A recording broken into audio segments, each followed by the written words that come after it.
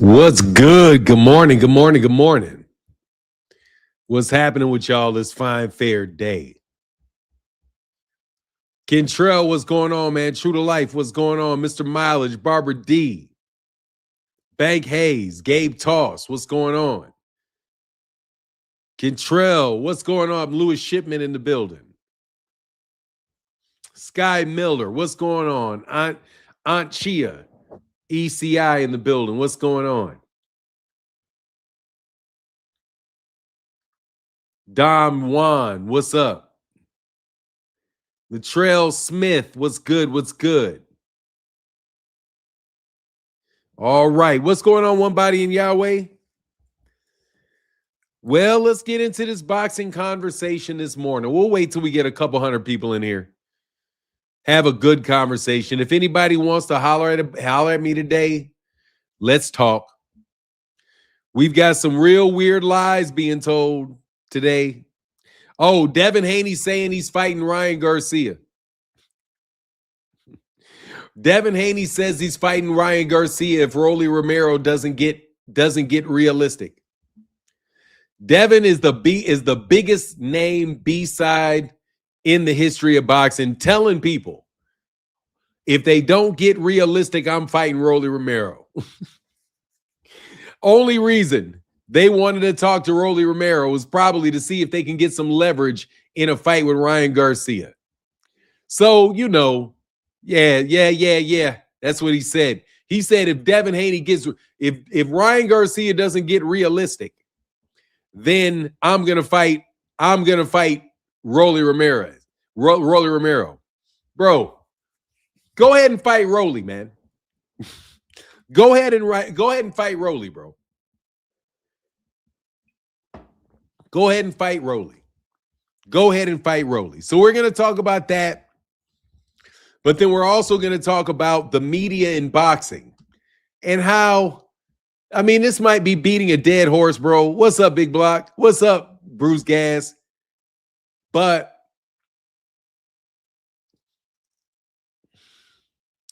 people have really, really selective standards. Boxing is going the direction that belts are not supposed to matter.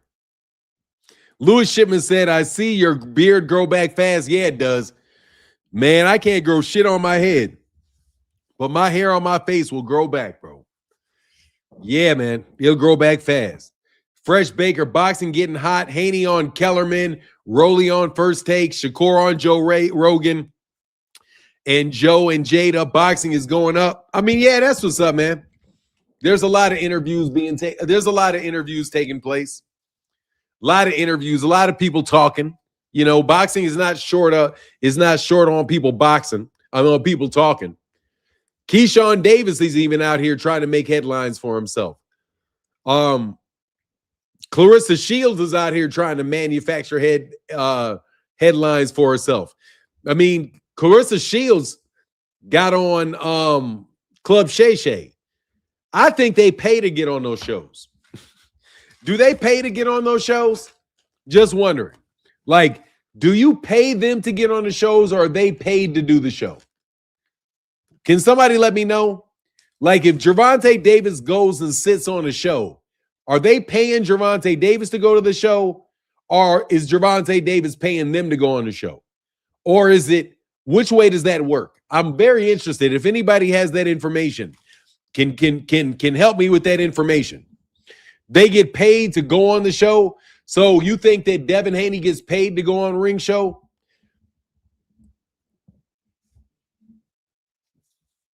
I thought payola worked the other way around. I thought the DJs were paid to play the records. So I think sometimes the DJs are paid. They pay them. I know they pay Charleston White. I know they pay Charleston White because Charleston White said, hey, man, pay me the money. I know the DJ Vlad pays. Yeah, I think it depends on who it is. So, like, if you want to have some nobody-ass person go on The Breakfast Club, they're probably getting payola in order to do it. So maybe they're paying both sides of it. It's be very interesting to see because I'm interested in media and how these headlines are generated. Ken Charles said they get paid for being on the show. I don't think they get anything from the views. Okay, definitely. I said Fresh Baker said definitely depends on who it is. Yeah, I think that makes sense. That makes sense. Some people are being paid, some people are doing the paying. That makes sense. Man. Labels and management pays just like for spins. Oh, okay. Thank you. I didn't know that. You know, if they're paying Charleston White, they're paying Tank. Well, I mean, I know Tank has to promote certain fights. So if Tank has to promote his fight, if Tank has to promote his fights, then those guys got to pay those guys to promote. I'm interested, man, because some people are being called into industry plants, and I don't really know how to tell if somebody's an industry plant if I don't really understand the industry. And I have to tell you, I think you guys are all engaged in marketing, and I don't deny, and I don't claim that I know how you guys are getting paid in this shit, but I do know for sure that you are, because the way that things are getting changed, it's just too convenient than Dan Rayfield. All of a sudden, doesn't give a shit about sanctioning bodies. But when it counts, he cares about sanctioning bodies. If somebody don't have a fan base, it's really, it's definitely payola. Okay. Yeah, I don't know. Hey, Control says Devin paying net profit to be on the shows. Hey, what's up, 2 Cent? Yeah, I mean, I'm just interested, man. Like Ari Emanuel, not Ari Emanuel, what is it? Ariel Hawani. And those guys go on these big shows. Nobody's ever paid me to come on a show. You know what I mean? I don't know, man. It'd be very interesting, man. Tank doesn't do many interviews because his fights basically sell themselves. I think those guys all do the interviews when they're time to promote a fight. Other than that, man, I don't think these guys, some of those guys don't have to do it. Other guys really do have to do it, apparently. But I want to just point out, man, that there's a great, man, it's just, hold on one second. I'm getting hot. Hold on one second. That's funny, bro. One time I did a video and I got hot and I took off my shirt, like, and my stomach showed. God dog, man. Y'all was some real petty ass people back then, bro.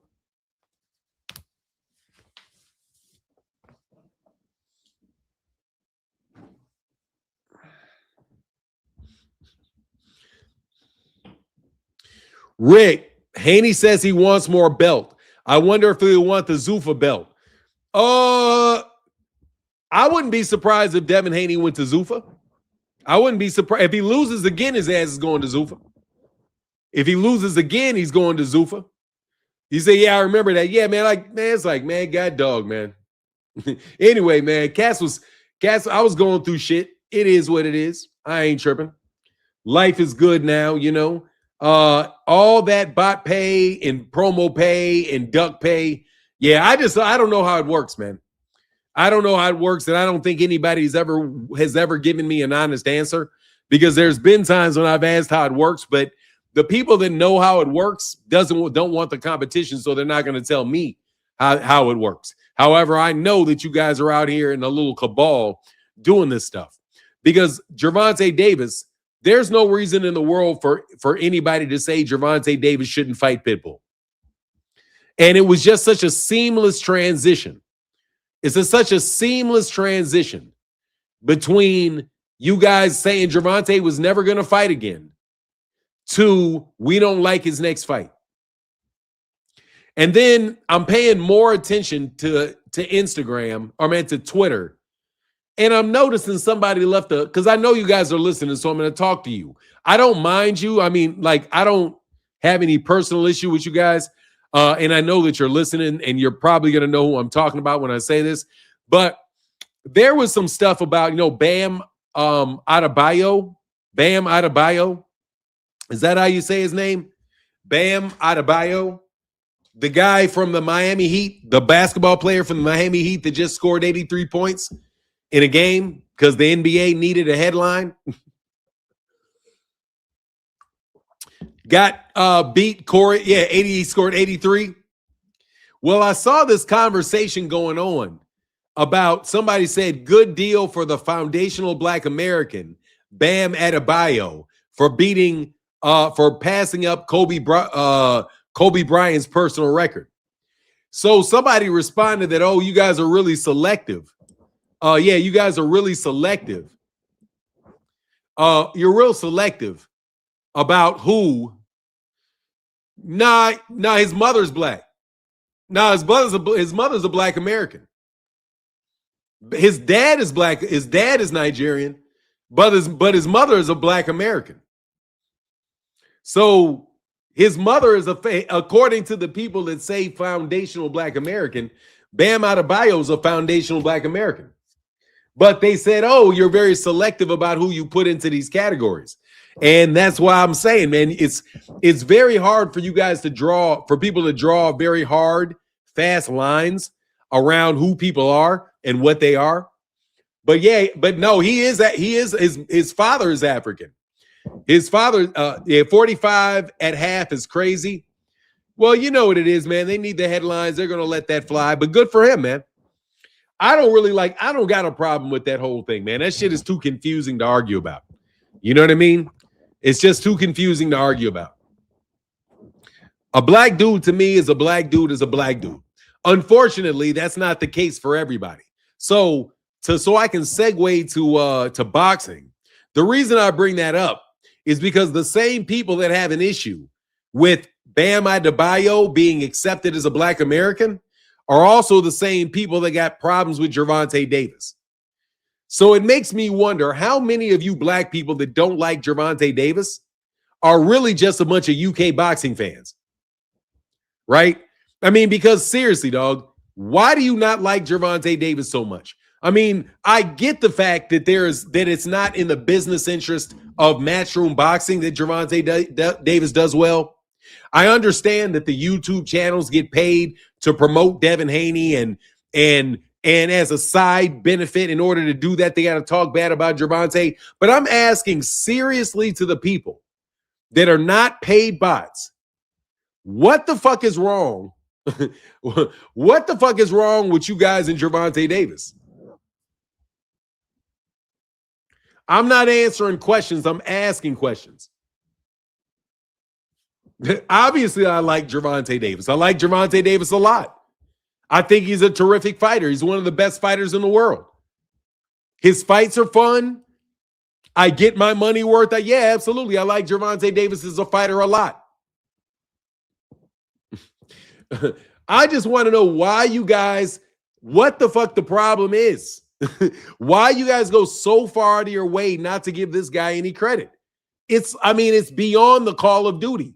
You know what I mean? How do you feel about Clarissa Shields saying Shakur Stevenson is already a Hall of Famer on Shannon Sharp's podcast? I think Clarissa Shields just runs her mouth. I think Clarissa Shields thinks, what should I say? Is this good or bad for a guy I like? And she answers that way. Clarissa Shields is just talking shit. She's not to be taken seriously when she talks. I'm just telling you. Yeah, 43 free throws, they were trying to put him there. I mean, that's what I think of her. All she does, she's just talking.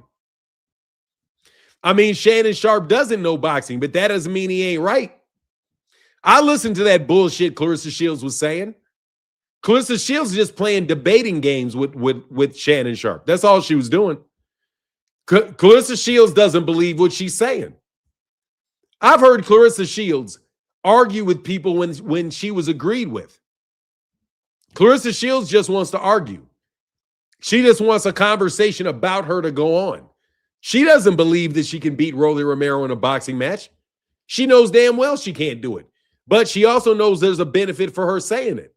And I think she annoyed the shit out of Shannon Sharp because Shannon Sharp is trying to get real answers. And Clarissa Shields is up there playing fucking stupid games. saying shit she doesn't believe, knowing full well that she is not going to ever fight Rolly Romero, and she's being incredibly disrespectful to Rolly Romero for her own benefit. So, I mean, honestly, man, I have no respect for anything that Clarissa Shields says about beating Rolly Romero. She needs to stop, and just stop. You're fucking that man over so you can say some shit about yourself that you know damn well you don't believe.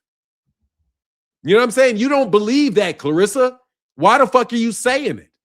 Be a woman of integrity and say what you believe. You don't believe that you can beat him. You don't. It's not logical for you to believe it. But yet you say it. So that's what I'm saying, man. You make yourself a joke when you say that shit. Like there's something, I mean, confidence is one thing, right? Like I'm going to believe in myself. I'm going to believe in myself. I'm going to believe in myself. I'm the best. I'm the best. Bro, but if I sit up here and say I'm going to beat a gorilla, like you're not going to beat a gorilla. Like the fuck you talking about? You're not going to beat a gorilla.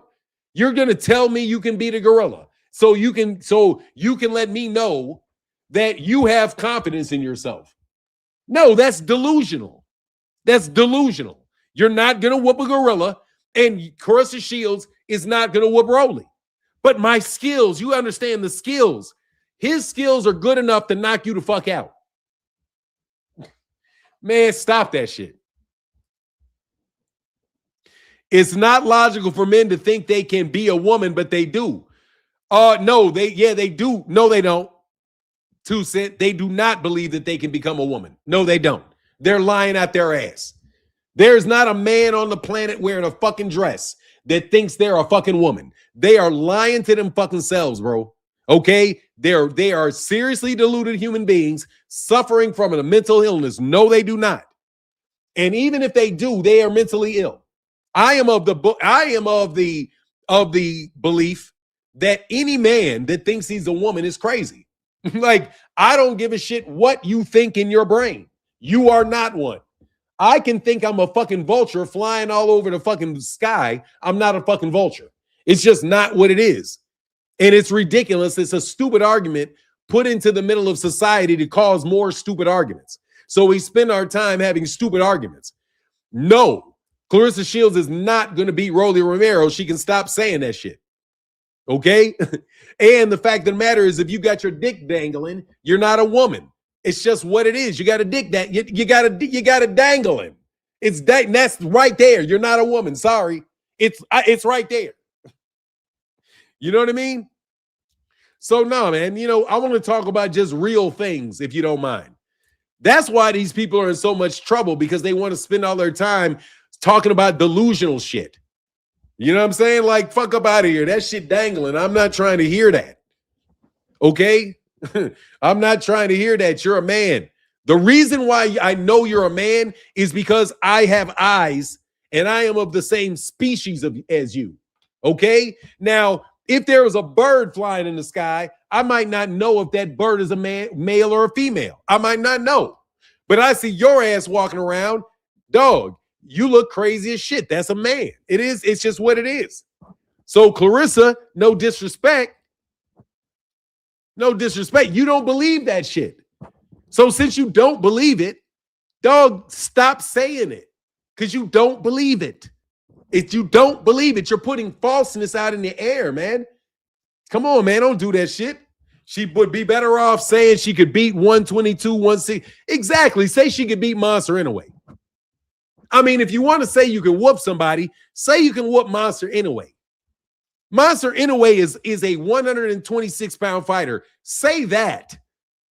But nah, you say Rolly because you want to disrespect Rolly. Like, nah, man, nah. It's just crazy disrespectful to say that shit, because there's no fucking way. Stop it. You're not in the same sport. Like, let's be real. Men's boxing and women's boxing are not the same sport. They're not. One sport is called women's boxing. The other one is called men's boxing. They are two different sports. They are two different sets of competitions. You cannot go over there. Okay?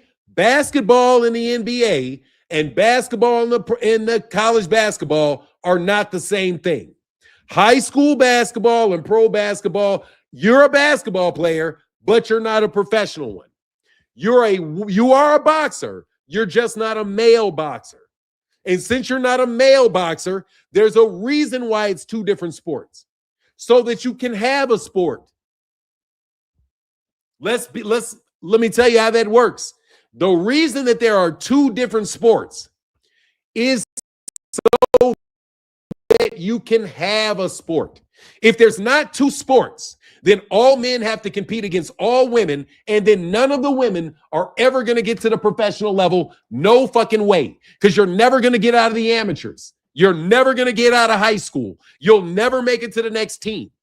The reason they have a Title IX is for women, so they can have women's sports, is because you would never get a female scholarship if you have to play the same sport. You cannot play that sport with them. Stop that lying. Okay? Then you're going to get mad if they put men in a boxing ring with a woman. Then you get mad about it. If you found out that a woman had too much testosterone in her system, you call her a cheater. But a man pumped full of mild testosterone, oh, that's no big deal.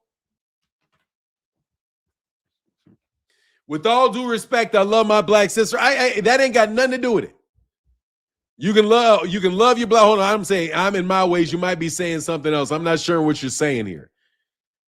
I'm telling you, man, I can have all the love for the black women in the world. Y'all better sit your asses down when it comes to trying to play sports against a man that is at the professional level. Bro, an amateur man cannot fight a professional man without getting his ass beat half to death. Okay, no. No. The only reason is you surviving in them sparring matches is because the men are pulling punches. That's it. They're pulling punches. That's it. Because a man is supposed to pull a punch. They're not trying to beat you up. That doesn't get them anything. That gets nothing for you. Nobody is doing that. You pull your punches. You do. All the time. Trust me, I lived with a woman for 30 years. No way. Okay? No way. Physical strength, no way. In certain ways. Women are very strong in certain ways that men are not strong, though. I will say that, though. Women definitely have different physical things that they're able to do that men are not able to do. But if you're just talking about sheer lugging and moving something, stop that. Does anybody in the chat thinks Devin Haney is the #1 boxer at the PBC? No, Devin ain't even got a fight with the PBC. Big homie, bro. Thank you so. Just a little color and support, man, brother. I needed today. Thank you, bro. Appreciate you, man. Appreciate you, sir. And Phoenix the Assassin said, I know they hate Tank. Remember the movie Django? Tank got the horse, and their favorite black fighters are Samuel L. Jackson's character. Oh, yeah. Look, man, let me talk to all you black people that are not American black people. Here's the problem that you guys have with black people. You guys think because you're educated and you've been successful, that makes you better than somebody else. I'm just telling you that's the problem right there. It's the same problem that upper class black Americans have with poorer black Americans. Because they don't respect the people, because they have that one person has admiration and the other one has a lack of respect. I'm going to tell you right now, you guys cannot talk about black Americans as a monolith and preach to us.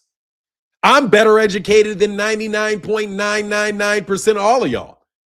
So I'm sitting there thinking to myself, all my friends have college degrees. All my friends live in big houses, are married to their kid's mother. And I've been around 50 years. I got friends with all kind of shit. I don't get for the life of me how you think you're better than black Americans. You watch too much television. It's that simple. Just like you guys come here and you look down and you think we're the exception. And in capitalism, middle-class people are always the exception of the rule. Because just because it's upper class, middle class, and lower class doesn't mean, and I'm talking about economics, doesn't mean the numbers are equal. You have a bunch of very, very well-educated, hardworking people that are low income. And they wear earrings, they go to work every day, they take care of their kids, they do all kinds of things. Have wonderful lives, live to their 70, 80 years old. Kids don't go to college. The kids after them didn't go to college, but guess what they are? They're people that lived their entire life, never went to jail, never committed crimes. But you just look at them like they don't exist and start preaching down to people because you watch too much Boys in the Hood. Y'all need to stop watching Boys in the Hood. You know what I mean? And watch a little Cosby Show. They don't want us to. There's a reason they didn't want the Cosby Show on anymore. You know what I mean? There's a reason they don't want you to know all about all these truck drivers. Know all about these delivery drivers. All of these guys working in Ubers. People working in grocery stores. People doing all kind of stuff. But y'all act because you went to college? Yeah, nigga, you watch too much movie. You watching too many movies. And because that's not the culture. It's not. Just New York City rap music is not the culture. That's the culture they're selling you in hip hop because they want to ball it up and sell it. But that's not what people do and live every day.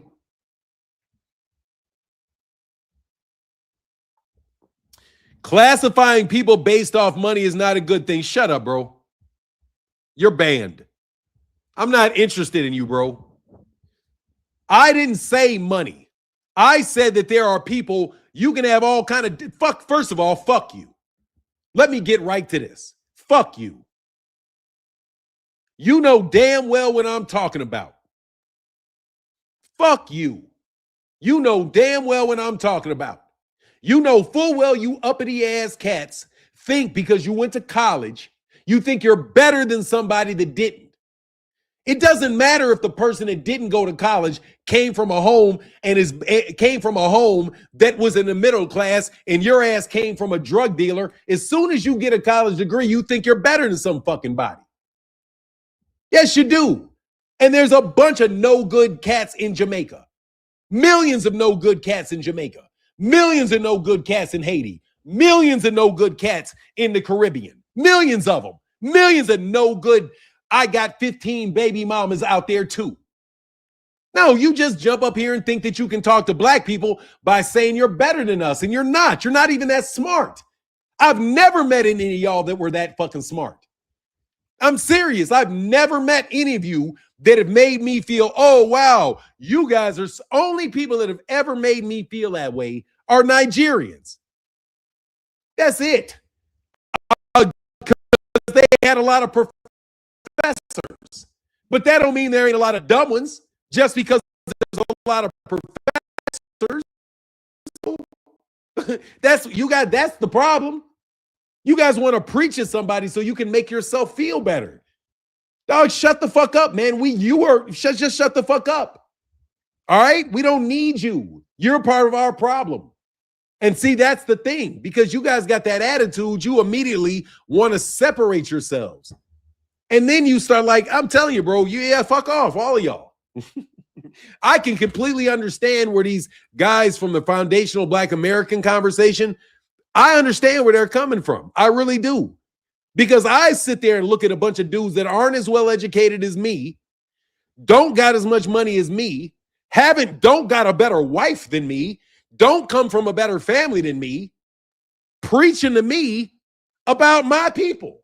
And I'm thinking to myself, bro, what are you talking about, dog? We got all kind of shit. What do you mean? You're no better educated than I am. You don't work any harder than I do. You're kidding me. One of my friends worked. Let me tell you something. I got a friend that never went to college. He got decent grades in high school, never went to college. The dude has been working in the debt collection industry for the last 40 years. Bought a house, full paid off 2 cars, credit score over 800. Credit score been over 800 since high school. Like, what is he, a failure? because your cousin is a nurse? I mean, because you're a nurse and he likes to wear a Bulls cap? You think you're better? Get the fuck out of here. You're not better than anybody, and we're not better than you. The problem is when you start preaching to people, man, and start trying to get conservative on people and start talking about what people should be doing. And I ain't trying to hear that, bro. Nigerians got the highest PhD rate in the U.S. We killing it. Yeah, they got a lot. I don't know about, but you don't got the most PhDs. You just got the highest percentage of them. Let me tell you, you don't have more black. You do not have more. There are not more Nigerian PhDs in America than there are black PhDs in America. That's for sure. There's not more African doctors than there are black American doctors. They're not. There may be a lot per capita, but dog, you don't have all of Nigeria in the United States. If you take all of Nigeria and put it in the United States, your rate of PhD is going to go way down. Way down. We're from here. Like, I wonder what the rate of PhDs of black people that move to France are. Like, I bet you the educational rates of blacks that move from the United States to France, I bet it's through the roof. I bet it's through the roof. Because the only way they're going to get to France or live in France for the rest of their lives is if they got some money and they got a job. Otherwise, they're going to get thrown the fuck out of France. So the likelihood of the education being very, very high for black Americans that live in France is going to be super high. Because those are the only people that are going to go. The only Nigerians that they're going to let in the United States are people that can get a PhD. Because if you don't differentiate yourself from the Africans in Nigeria, how the hell are you going to get here? You know what I'm saying? It's like everybody that got there went through the shiv to get here. But you forget, our sieve is here. We go through all of that here. We've got to separate ourselves inside of black schools and be the top 2 or 3 people in our black school to get to college. And then once we get to college, you got to be the top 5 or 6% in your college to get the job. And then you got to stay at the top of that profession for years and years and years. Dog, black people in every community in the United States do that on a regular basis. So the problem is that you are looking at and you see the people that don't succeed because our people that don't succeed stay here. Your people that don't succeed never get here. See what I'm saying? They never even get here. We're born here. Hey, said Martin, speaking of France, why do you feel it's the most visited nation on earth? I couldn't tell you. Said per capita for sure. Yeah.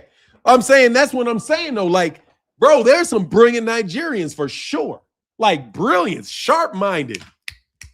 But man, they got some black folk. Let me tell you, they got some black folk coming out of Alabama in STEM, science, technology, engineering, and math. The black people coming out of the state of Alabama will blow your mind with how good they are at STEM. You'll be surprised how many black admitters there are and how good black Americans are at math. We're terrific at math, bro. Been inventing things and doing shits in the United States for hundreds of years. Dude, we're terrific at math. Absolutely outstanding at math. What do you think music is? Music is just math. That's all it is. Music and math. It's the same thing. You cannot be a good musician without having an innate understanding of math, of rhythms, of beats, and all of that. You can't do it. So that's the problem. Stop underestimating people, man. You always trying to compare your best to our worst. You hear what I'm saying? Like if you can keep comparing your best to our worst, of course you're going to look good. But you don't want to compare your best to our best. Compare your best to our best. Make that comparison. Make the comparison of the absolute best to ever come out of the United States and the best to ever come out of Jamaica. Then we can have a conversation about what the potential is. Our potential, we've been at the highest of everything. So how can our potential be any less than anybody else's? How? We can't. We've exceeded in every area of human endeavor. Everyone. So how can you look at your best and then look at our worst and then start drawing conclusions between the two? Nah, bro, that's elitism. That's elitism. You think you're an elite Jamaican. You think you're an elite. But we're dumb until proven otherwise. But I understand. That's what they try to convince you of. For nine, and the ones that come here seem to try to keep their ones that look like them from coming to America. They don't want the competitions. Look, first of all, whenever you have hungry people, dog, they're going to do hungry things. Hungry people do hungry things. And the likelihood of a bunch of black people coming to the United States trying to side with poor people is very, very small. Because it's not comfortable nor easy to live in that fashion. Let's switch it back on to boxing for a second. And thank you to everybody that supports in the super chat. Thanks and super chat. Really, it is how we're able to do the channel, especially when you don't say the things that people want to hear. You know what I mean? But I did get some cash ass, man. Thank you, man. Let me do this real quick. Thank y'all, man, for real. Appreciate it, man. I got a daughter in law school, bro. It ain't easy. So appreciate your support, man. Appreciate y'all sharing the videos and doing all of that. You know, because I got a daughter in law school I got to pay for. You know?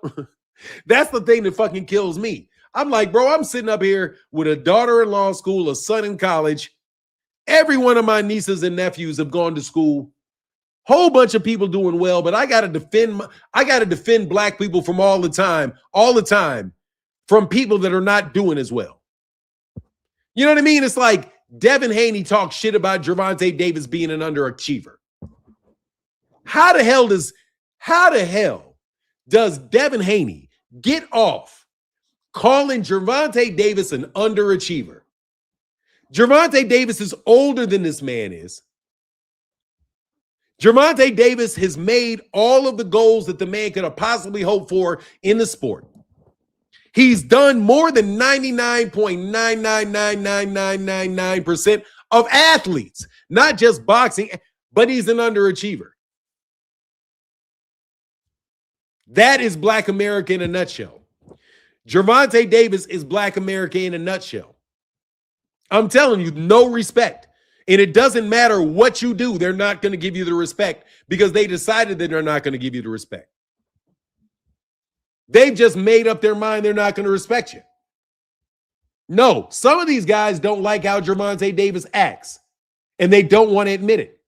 You don't like the fact that he's an inner city kid that has speech that you can barely understand when he talks because you're not from America and you think he sounds ignorant. That's what you think. You think you're better than that kid. You think you're better than that kid. He's the main reason for boxing getting to the level it is now. I mean, there's a lot of people. Just let them look up black inventors over the last 100 years. White people don't want to have that conversation. No, look, man, I don't think it's a matter of I think it's a convenient narrative for people that want the money. It's a convenient narrative is what it is. They want to justify their superiority. They do. And they want to have their cake and they want to eat it too. They want to have their cake and they want to eat it too. That's what it is. You can't have your cake because it's our cake. And here's the fact that, and I will disagree with some people, as long as you're here, once you're here 2-3 generations, it's the distinction that don't make a difference. Trust me, because your kids would have got arrested enough times for you to know the difference. But anyway, man, I'm not trying to hear it. I don't like that. I don't think that I have not seen anybody come from another country with the exception of Marcus Garvey. With the exception of Marcus Garvey. And even Marcus Garvey was in retrospect, was some shit that was probably set up for other people. The way that it was ran. But anyway, let me get this real quick, man. Thank y'all for supporting me, bro. LaFon Rice says, thank you for standing by Tank. Thank you, bro.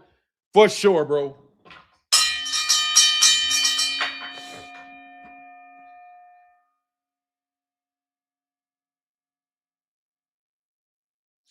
Kentrell says, cook these ninjas. Yeah, I will. I'll cook y'all for a second, man. Appreciate y'all, man, for the $5 holler, brother. I appreciate that, man. It really makes a huge difference. And Myron says, peace, Martin. Thank you, Mr. Jackson. Appreciate you, brother. Thank you for that support, man. It means a lot. It means a lot, man. Thank you so much. Thank you, Jerk and Jerk. They gave Trump the election voting against their own. Oh no, that's not for me. Look. Anyway, let's get back to this. What are you guys gonna do for this money? Do you see how Dan Rayfield is now? How Dan Rayfield and Mike Coppinger are both firmly. LeVar Akins, thanks for the question, man. I appreciate that. He said, Martin, have you ever seen a B-side of boxing? Have you ever seen a B-side face of boxing in your life? Haney's overrated ass is tripping. No, he's just lying.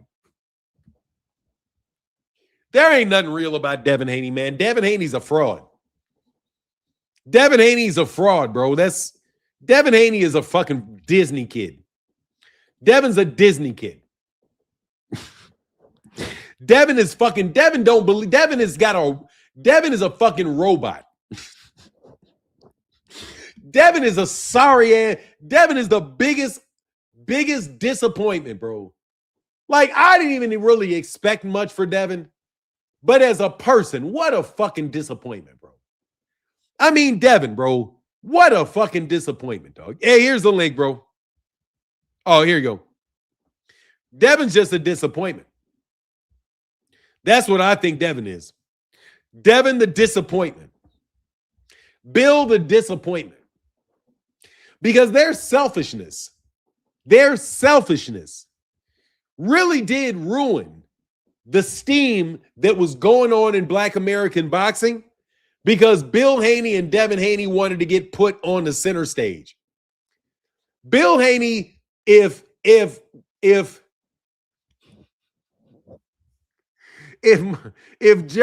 Davis was Martin Luther King, Devin Haney is Jesse fucking Jackson. What up, King of Hayden? How you feeling, bro? No, another day. Blessed to wake up, so it's all good. Yes, sir. Man. Hey, I'm listening. Hold on one second. Okay. Devin the disappointment. He really is a disappointment. I call him the Lord and failure of the Haney clan, Devi Scheist. But man, this dude, like, I think what you see with a lot of these fighters, because he was talking about it earlier, and why they hate Tank. Like, think about it, like, they have to go on all these interviews. Like, what the hell is Devin going on interviews for right now? He don't got a fight coming up. Nothing. Like, we don't know who he's fighting next. And then, like, him and Shakur, like, they go on interviews and they be tweeting like crazy. And they be trying to just stay out there in the public eye, like, and that's what that payola is. You know, that's what they do on the radio stations.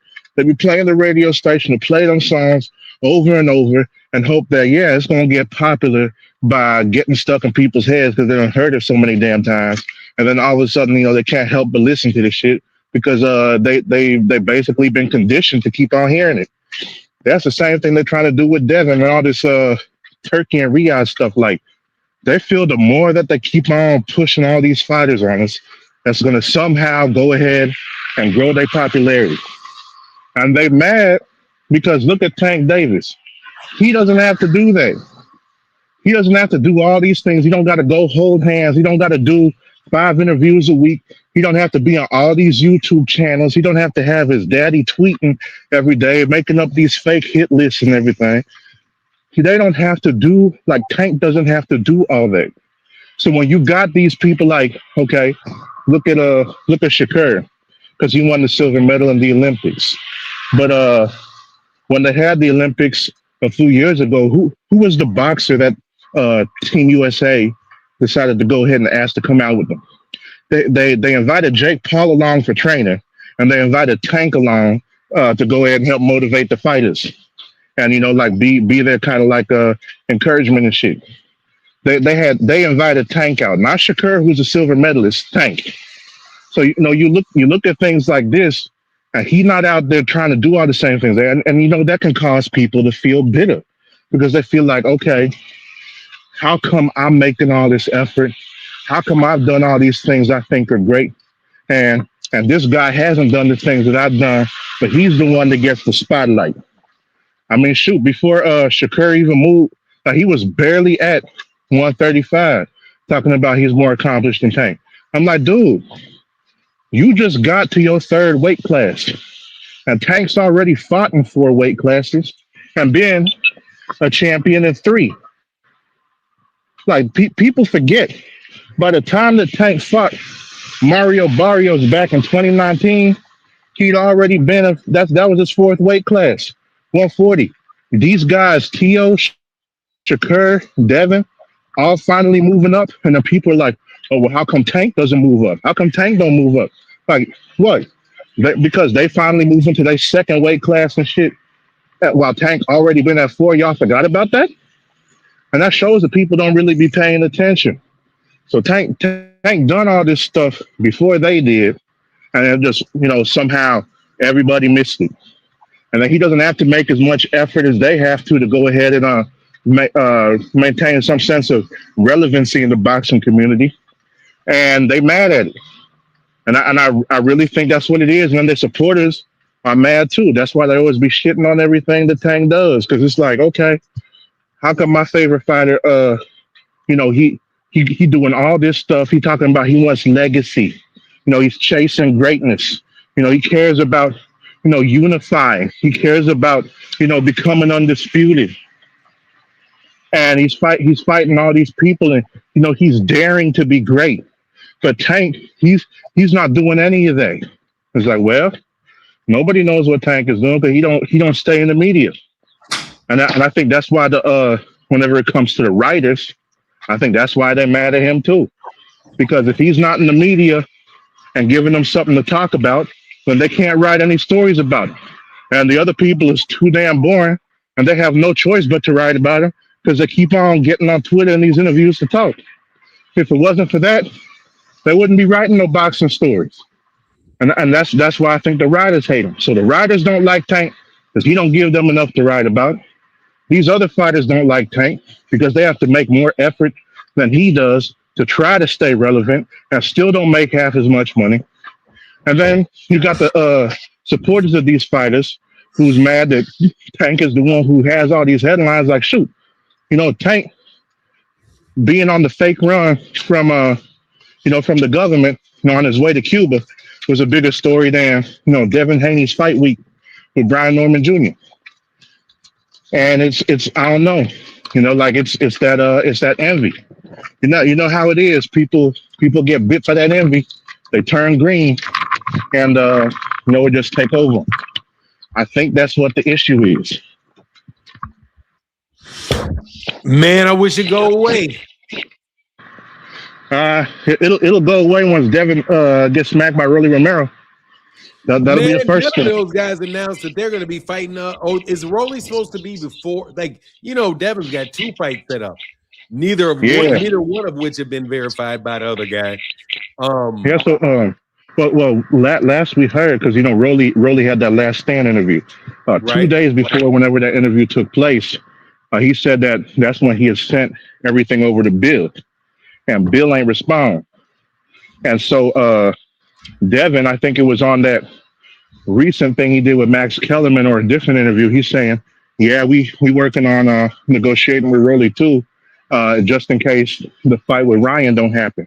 And they put some shit out. They just put some shit out today that the Ryan fight was done, or supposed to be done for September 16th or something like that.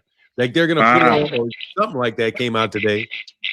Oh, okay. Well, that I think maybe that's just the Haney's lying again. But because Yeah, the Rolly fight is being targeted for May 30th is what they're right. saying. And Devin had something yesterday where he was like, oh, if Ryan Garcia don't get serious, then we're gonna go ahead and fight Rolly next. So that there's that. So as of right now, according to Rolly, he waiting to hear back from uh for whatever they decide they want to do.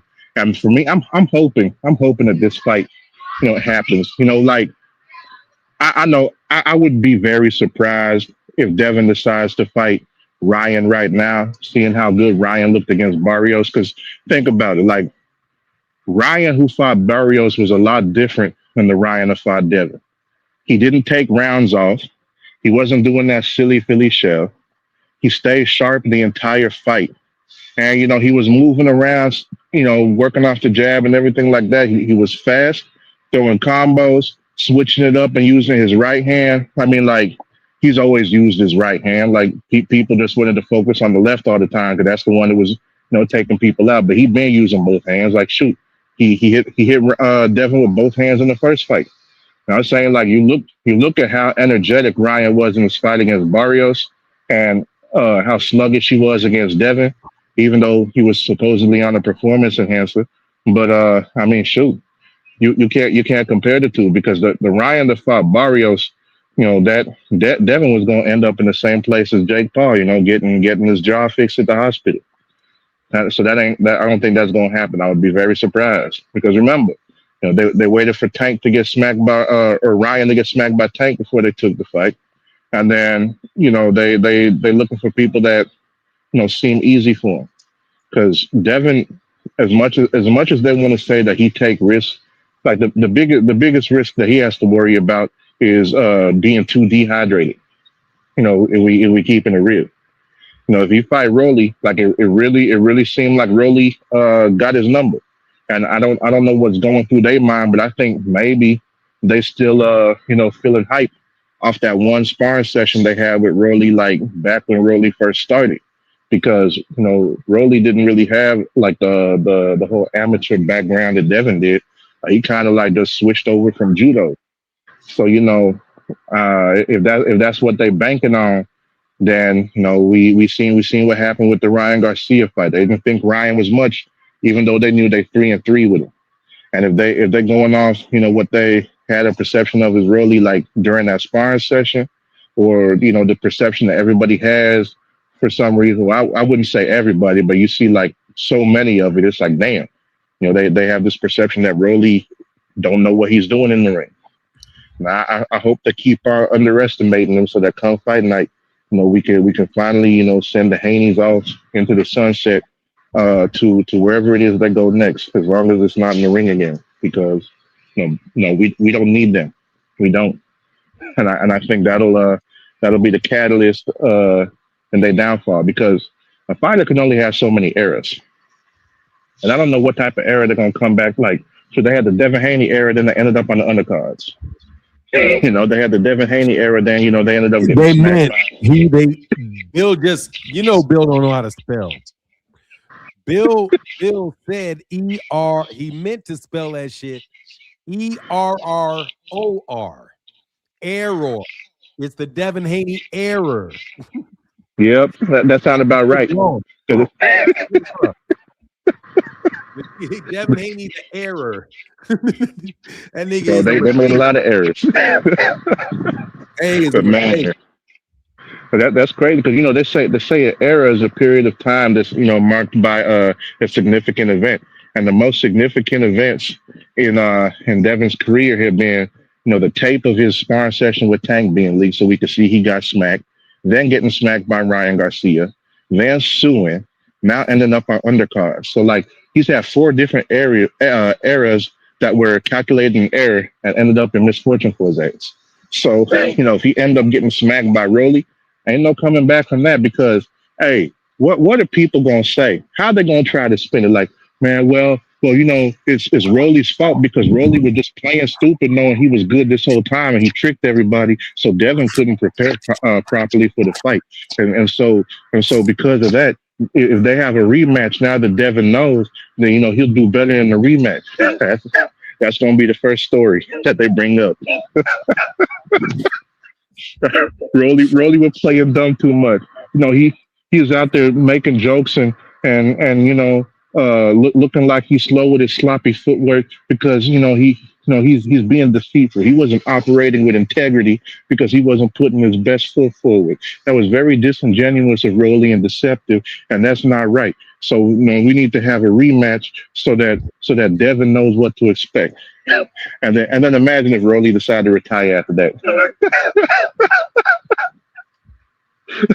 Like that would be the most glorious thing to happen, in this year of boxing. Like if that happens this year, I don't care about none of the rest of the fights this year. I'll watch them. Maybe I won't. If Rolly and Devin happen on May 30th, hey, I'm having a big ass fight party. I'm inviting everybody from the gym over. So we gonna be having tacos, wings, everything, and we all gonna celebrate when they come to scoop Devin up off the canvas. Like it's gonna be like it'll be pretty fucking amazing. I tell you that because we won't have to hear another lie from Bill again after that. It's like who's gonna let him back on the show? Man, if you think Devin Haney getting beat by Rolly is gonna keep Bill from lying, hell no. Man, Bill Haney has already spread his lion ass tentacles all over the sport of fucking boxing, bro. It is the fucking Haney era. The fucking lying, the fucking just out and out bullshit. It has never been higher, bro. It's never been higher than it is right now. Dude, Bill Haney is, oh my God, man. The dude has just made lying just the go-to move in boxing. If you can't not fake it, you just lie and say outrageous stupid shit. And they have to be paying these people. Like, I know for sure that there's certain YouTube channels that were getting paid. So how long can you be stuck on the payola? Like Devin, to me, I'm paying attention to Devin and Bill. Devin's a fraud, bro.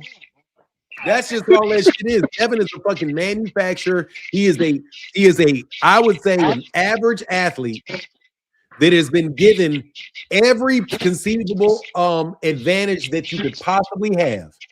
Not only in the access to capital that he's had,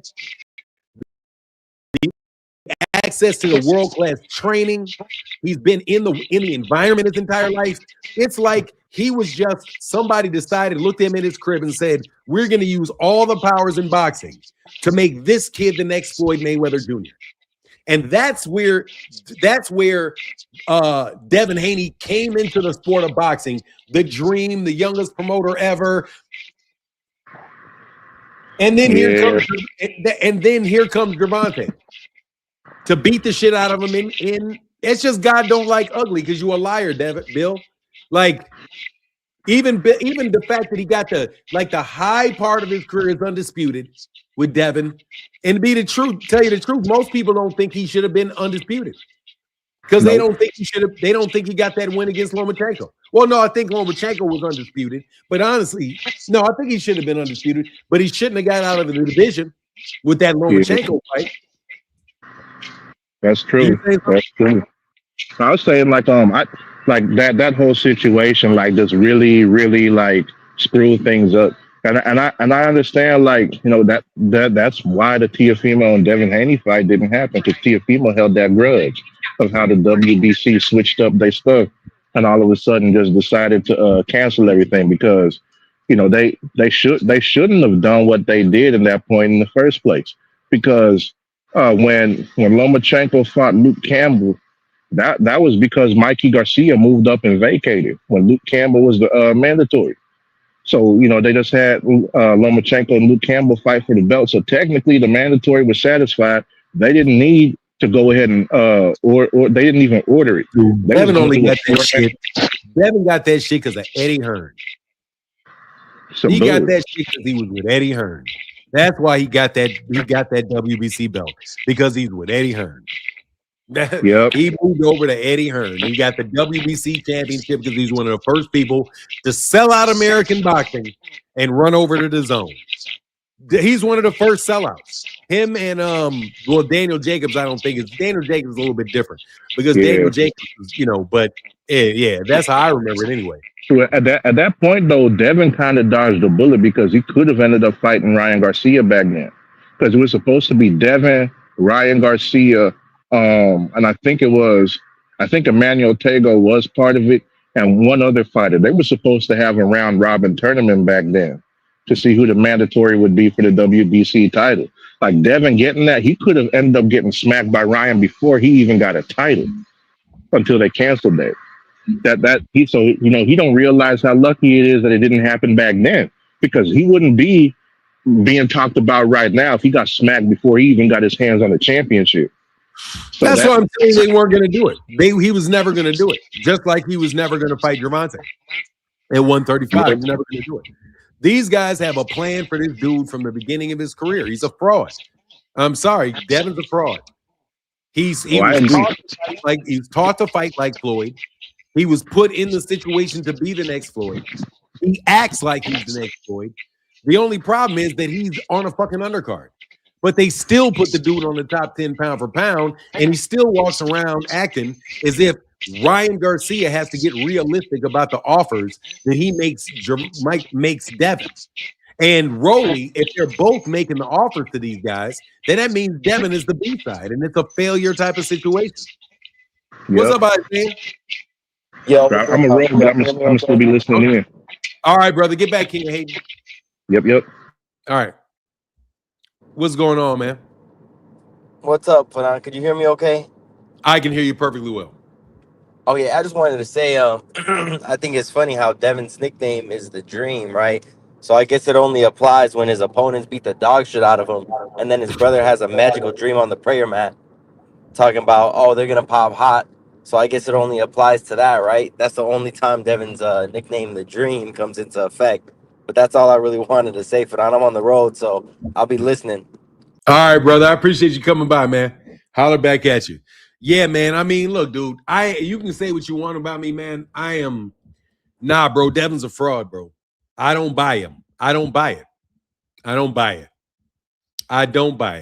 And I think that's a lot of wasted resource and a lot of wasted time for a kid that is a silver spoon kid and who thinks that everything is owed to him, who's been raised by a guy that has absolutely no fucking respect for the interests of other people or any ethical code or moral code. And that's where you get. I mean, shit, seriously, man, that shit is absolutely fucking ridiculous. Why in the world do you run like, why am I sitting here talking to, why do people actually believe that a fight between Rolly Romero and Devin Haney is done when that fight is not done? This morning, it was released to everybody that Devin's going to fight Ryan. Why are these things being said? Nothing other than to get a headline for Devin. Nothing other than to get a headline for Devin. Because to tell you the truth, there's no reason for anybody to be speculating about any fights getting paid for by those guys in the month of September. Because as I keep reminding people, the United States is at war, and they are at war in the Middle East. The person that you're claiming is going to be paying all this money, their country is involved in a huge conflict right now where most of their oil money is being strangled. So you guys have to tell me, why would I believe that this guy, Turki Al-Sheikh, is still going to be blowing money in the United States? And you don't want to, and nobody wants to talk about that. Like, don't tell me that you guys can't figure out how to get that into your content.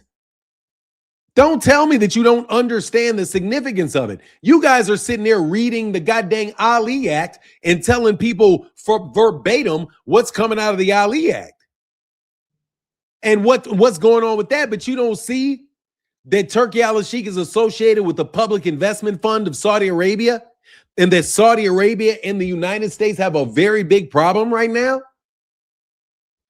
I'm serious. Nobody is saying anything about this.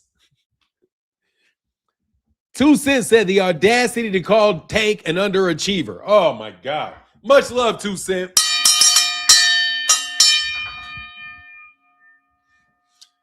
I mean, seriously, it is so silent as to only rival Daniel Kinahan's interest into boxing. Auntie, I said, off topic, Fanon, how much do you think the barrel of oil will go up in the next 2 weeks? I have no idea. I'm not an expert on that. I pray to God it doesn't go to $150 a barrel or $200 a barrel. It just depends on how much money they want to extract, man. But I have no idea, man. I hope it doesn't go up to $2 a barrel. I hope it doesn't. I mean, $200 a barrel. I hope it doesn't. Bill Haney has been paying influencers to prop Devin for every fight, man. And the attack. See, this isn't the problem. Z Raymond. The problem with Devin Haney and Bill Haney is not that they pay influencers to prop up Devin. That's not the problem. The problem is that they pay influencers to tear down other people. That's the problem. If all you're doing is paying an influencer to say good things about someone, all right, that's fine and dandy. If you have payola to play the album, okay, that's fine. But when you start paying people to not play albums, you see what I'm saying?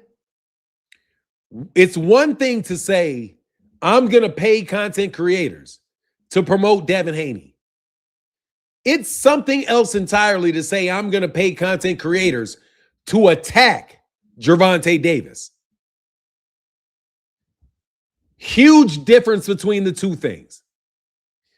Very easy to confuse. But it is one is ethically, it's so-so. But hey, man, everybody's got to sell their product. But to actively try to get in between other people and their business, that is an entirely different thing. That's why Bill Haney is a scumbag. Bill is not a scumbag for what he does with Devin and for Devin. You're a scumbag for what you do to Gervonta and other people that don't support Devin. That's the problem.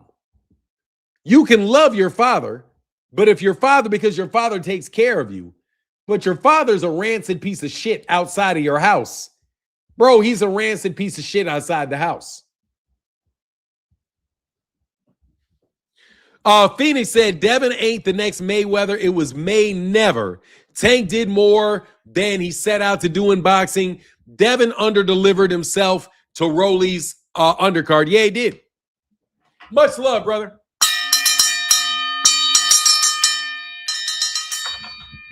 Yeah, that's the problem. That's the problem. That is where you go wrong, man. And that's why, no, Devin's a fake, dog. Devin, for me, if they ever gave me a Hall of Fame thing, I would never put Devin in it. I would not reward that type of fake manufactured career. I would not endorse that into the Hall of Fame. I would not. There's rumors that Devin Haney had fights overturned and losses turned to win. I saw this kid in the tape of his first professional fight in Mexico when he was 16. This guy's got fur. He's got fur trunks on in Mexico. Fur trunks. Full, like the type of trunks you would have on when you're fighting for a world championship. This dude had on in his very first professional fight. Nah, you're the rich kid, bro. You're the fucking rich kid. You're the one that's getting all the benefits, even though you don't deserve to start on the team. Your daddy paid off your daddy paid off the boosters and made sure that you got to start and got to play as much as you wanted to play because your daddy owned the AAU team. I'm telling you, we've seen these type of kids, in amateur basketball, in Little League basketball, Pop Warner football. Their father's the coach, so they're the quarterback. They got 3 other kids that would be better, but nope, my son's the quarterback. No, my son's the point guard. Point guard is kid 2 feet tall, can't fucking dribble to his right to save his fucking life. But yeah, he's going to start because I need my kid, because the whole team is really for my kid. That's what Bill Haney did with Devin Haney, bro. They got a whole team for him. A whole bunch of people are going to stroke his neck. Oh, Bill Devin. Oh, you're still a champ, even though you got your whoop. And still, the dude he fought was the high. Exactly. And he was like 5'2". Dude was coming up to the middle of his chest. Dude looked like he was like 11 years old. Devin a head and shoulders taller than the guy. And the dude took a knee. Like, man, come on, man. And now you're going to try to make it even worse with when Devin goes to Zuffa. I mean, for real, Zuling, you should have seen, dog, if you see Devin Haney's first fight, bro, it was like, man, come on, bro. He's fighting a guy that looked like he was 3 weight classes smaller than him. Like, I mean, no joke. 3 weight classes smaller than him. And Devin is fighting a guy in fur trunks. No, Devin Haney's career is an altar to Bill Haney. Devin Haney's career is an altar to Bill Haney. That's all it is. Bill Haney trying to make a life shift between being a sellout in his last profession, where he wind up not getting killed, probably because he was selling people to the police. And then he wants to shift in there, and him and his Bay Area buddy, Victor Conti, get into the mix, bro. Bay Area labs out there, and Devin is going to be the poster child for snack. Don't be lying. You know that Bill Haney and Victor Conti been working with Devin Haney probably before Devin Haney ever turned pro. Bay Area, hey, yo, we got a Bay Area labs right here. Balco Bill. Great point about the typical AAU dad. Bill Haney is that coach. He is. Bill Haney is an AAU basketball coach, dad. Gervonta Davis is the best player in the league. They want to they want to try to frame the nigga for smoking weed in the back. No joke. That's what Bill Haney would. Let me tell you what Bill Haney would do if Devin Haney and Bill Haney, if Devin and Gervonta were on the same basketball team, and Devin and Bill Haney was the coach, Bill Haney would throw Gervonta Davis off the team by finding out that the man smoked weed outside of school. We can't have you on the team because that's below our standards. We found that you got suspended but no, coach, I didn't do it. No, I'm sorry. Go somewhere else, man. Put him on the other, and then he goes on the other team, bro. I'm telling you, Bay Area Bill, Balco Bill, Victor Conti Bill. I'm not trying to hear this organized crime ass nigga. Y'all think y'all big time in organized crime. Let's be real. Y'all thought y'all was big time in organized crime in the Bay Area, in the Vegas area, and you guys were going to set up the whole scenario to make yourself multimillionaires and hit $100 million, $200 million lick by making Devin Haney into the next Floyd Mayweather Jr. You even got Devin in his little kitty picture. It's like Devin is like Illuminati boxing. He's like boxing in like on Epstein's list, but they want like Pam Bondi or some shit like that. Pam Bondi, they'll show Pam Bondi in a picture with Epstein. It'd be like, damn, we never knew the connection. Here you see Devin Haney from a little kid walking out with Zab Judah, Noel Judah, training with Roger Mayweather, training with Floyd Mayweather Sr., training with Roger Mayweather. All of this shit's on tape. All of this shit's on camera. All up in the Mayweather gym getting interviews on Fight Hype for years before he ever really had a professional fight. This dude had exactly groomed like a champ. They were grooming that boy, flying him out to go fight Gervonta in DC or in Maryland, flying in Shakur Stevenson to be his sparring partner. I mean, they flew. This dude was flying dry. I told you, and look, I told Shakur that shit in a DM. I was like, man, look, bro, that's before I got an interview with Shakur. I was like, look, man, you're crazy if you think Devin Haney and Bill Haney give a shit about you. They trying to play that nice guy act and never fight you. And that's exactly what they tried with Shakur at 135 pounds, was trying to be that buddy. Oh, we're buddy. We're friends. We were driving around in the back of the car together. How dare you try to fight and be in a situation now? And Shakur's like, man, I'm not your friend like that. They tried to play the buddy acts with Shakur. Man, we was all together driving to the amateur. Bill was nice enough to give him. Bill was nice enough to take him in his own car here and there. I mean, what a loving father. Man, bullshit. Bill Haney's ass was out there trying to get his hooks into professional boxing from the beginning, because that's what you crooks do out there in Cali with your biatches asses. And I called y'all some biatches asses, and that's why your boy Big U in jail. Yeah. Your muscle man Big U's in jail. Your little steroid junkie, your little steroid boy ain't around no more. And now y'all niggas is on the B-sides fighting on undercards, trying to come up with some lie about you fight. Oh, I'm about to fight Rolly. I'm going to fight. Oh, and then what are you trying to do? You're going to try to use the leverage of Rolly trying to fight you so that you can back out of a fight with Rolly and go leverage that to get more money out of Ryan? Dude, let me tell you what Ryan and Rolly, what y'all should do is y'all should call each other over the phone and you should say, Ryan, this is Rolly. What's the situation with you and Devin? Are you trying to fight Devin or not? And he could be like, nah, man, they bullshitting me. Oh, okay, I just want to know because I think he's bullshitting me too. So how about me and you just pull out of that shit and me and you have a rematch? I forgot. Rolly just got done whooping Ryan, so Ryan ain't ready for that. You think Devin wants to be the second one to get whooped by Ryan? No. So he's going to be leveraging his conversation with Rolly in order to get Ryan coming off that win against Mario Barrios. Phoenix. I said they took the grooming too far with Dev. He was never supposed to get in the pool with Diddy. Yeah, he was. He was supposed to get in that pool with Diddy. Yeah, he was. Yeah, he was. Man, let me tell you something, dog.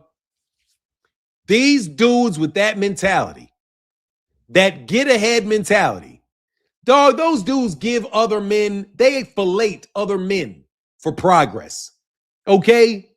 Don't tell me that these niggas won't do that shit. Don't tell me that they won't do that shit. Bill Haney and Devin Haney will do any damn thing that keeps these niggas living in that house. Okay? Because I know what fear is. The fear is the same fear that you put on everybody else. Yes, I know what your great fear is, Bill. You know how I know what your great fear is? Because it's the same thing that you always try to do to somebody else. Your great fear is that somebody will collude against you, Bill.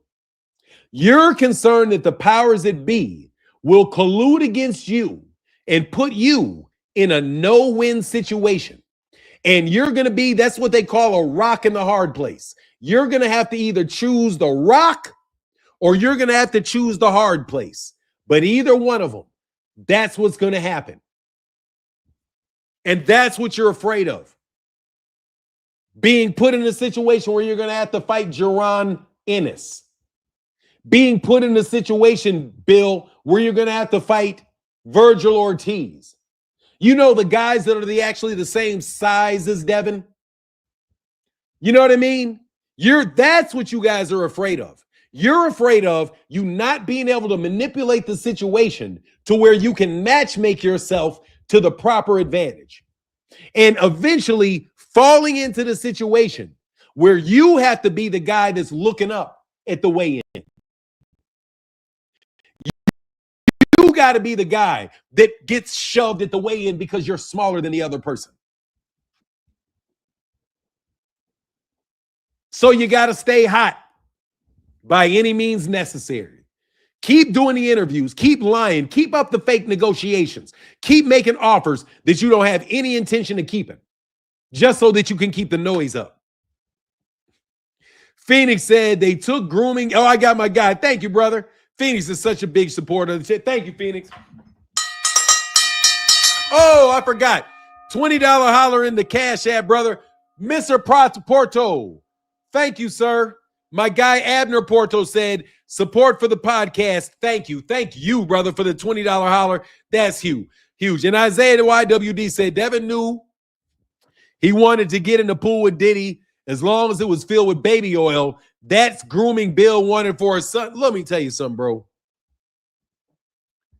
Let me tell you something. If you swallow the egg, you know full well your son might have to swallow the egg. Because that's what type of dude you are. If you stand up and you're a stand-up dude, then more than likely your kid is going to be stand-up dude, most likely. But if you're willing to sell your soul, which Bill is, without a doubt, then of course Devin is going to sell his soul. Dude, they can justify that shit very easily.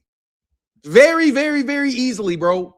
In their mind, can they get these dudes to do any type of Diddy-ish shit so that they don't lose? Because they don't want to lose, bro. They don't want to lose.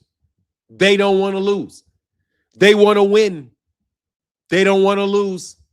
So we know what it is. And so that's why you guys are willing to sell people out too. But that's okay because Devin is done. He's either going to have to fight Rolly or he's going to have to fight Ryan. And he's going to have to fight Rolly according to Rolly's terms, or they're going to have to fight Ryan on Ryan's terms. And the only thing Rolly and Ryan need to do is have a conversation with each other about what's really going on between the two and not let Devin and Bill manipulate people in the media, because the media is not even on their side anymore. The media has other shit to sell, other shit to do. Bill Haney and Devin Haney are not going to Zufta unless, oh, I'm sorry. Oh, thank you. Say Julian said, hell up, bro. Doing an awesome job from Guyana, South America. Shout out to Guyana, bro.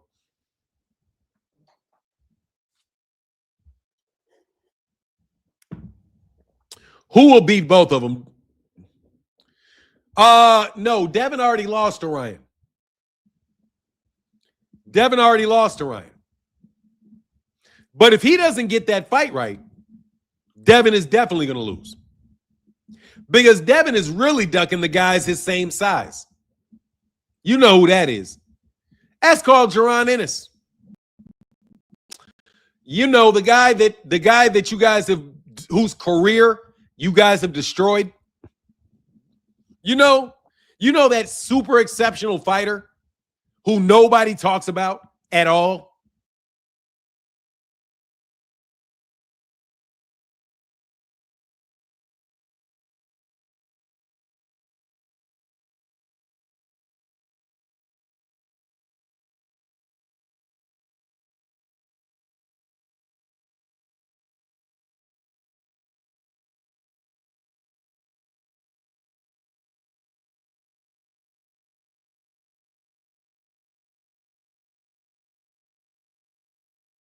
Oh. Tell me how long I've been muted, man. I hate this fucking thing, man. Damn, I hate this thing.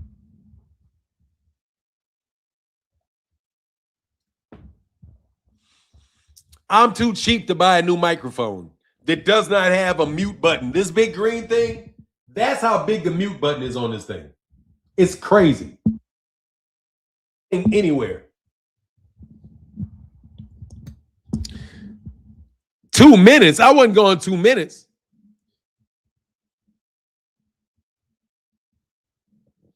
Hell yeah, that that's huge. Man, they put a mute button that big. So you touch the thing, it stops. Oh, yeah, for sure. Eddie definitely did that, bro. What's up, Trash Talk? Oh, anyway, I was saying, look, that Devin Haney's career is bullshit. It should be Jaron. But Jaron signed to the same person that Devin Haney signed to, Eddie Hearn. And Eddie Hearn didn't do shit for Devin's career. And Eddie Hearn didn't do anything for Jaron's career.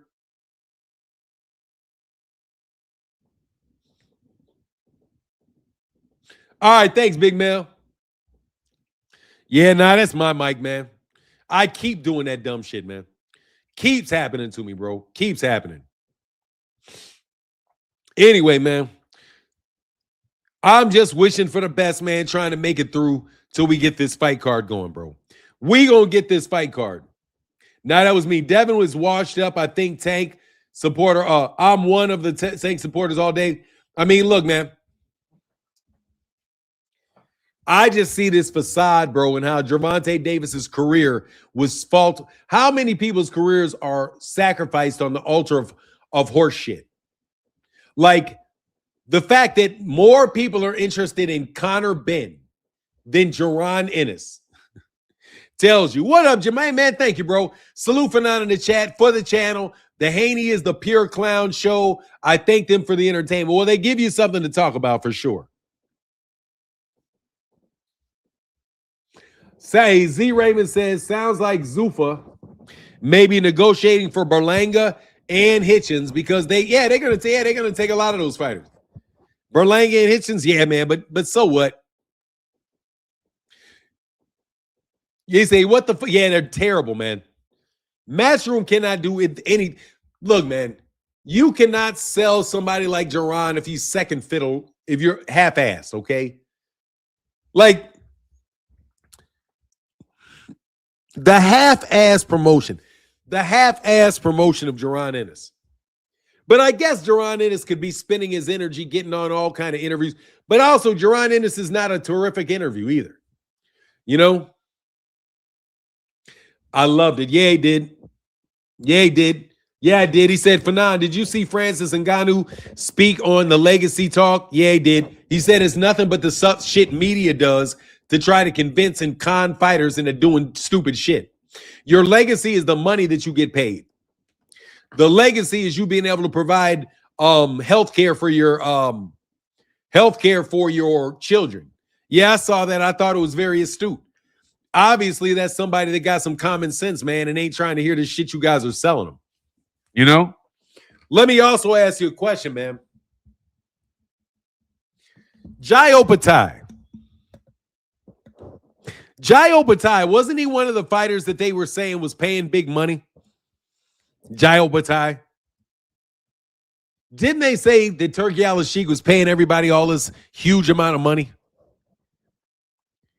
Why are they saying that Jai Opetaia doesn't have any options?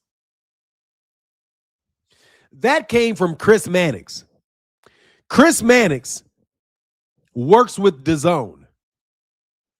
But for some reason, Chris Mannix said that Jai Opetaia did not have any other option than to go to Zuffa. Can anybody tell me how that could possibly be?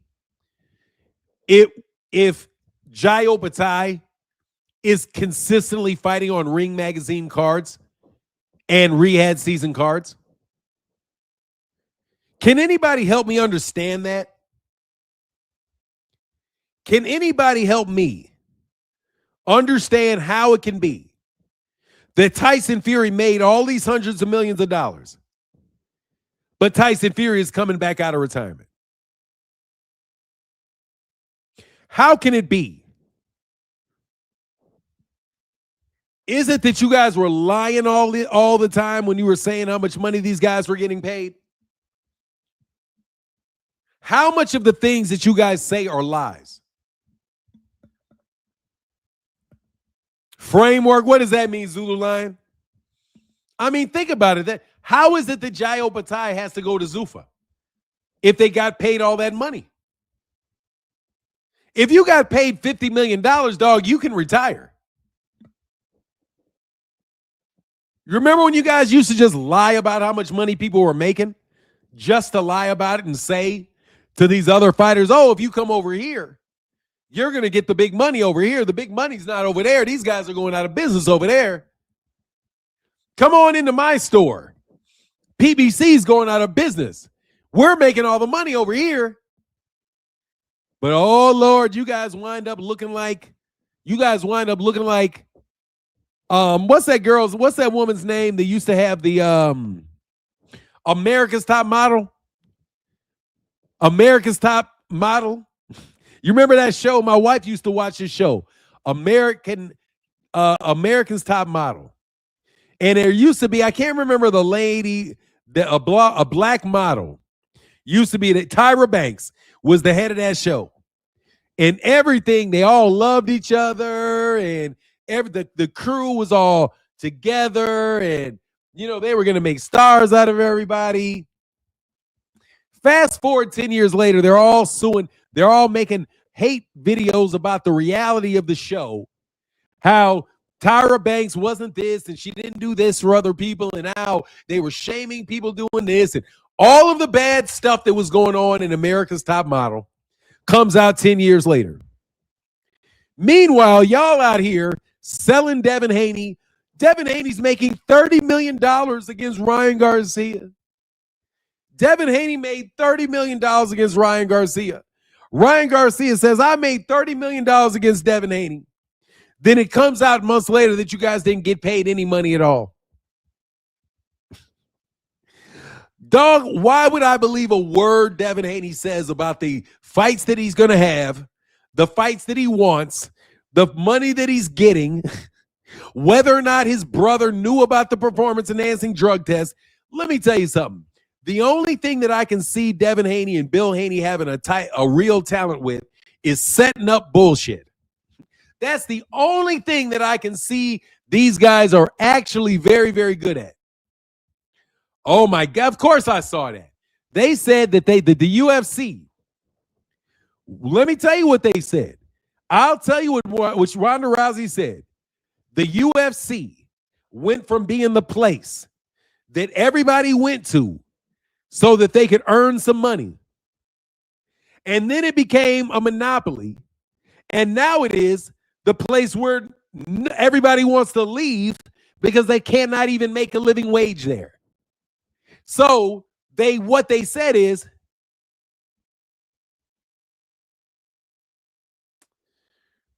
bro, look, let me tell you something, dog. People biting off of my shit. I mean, thank you, Rick. Yeah, my content is useful for people when there's not a lot of shit to talk about. I busted out Dan Rayfield, but you know why that is?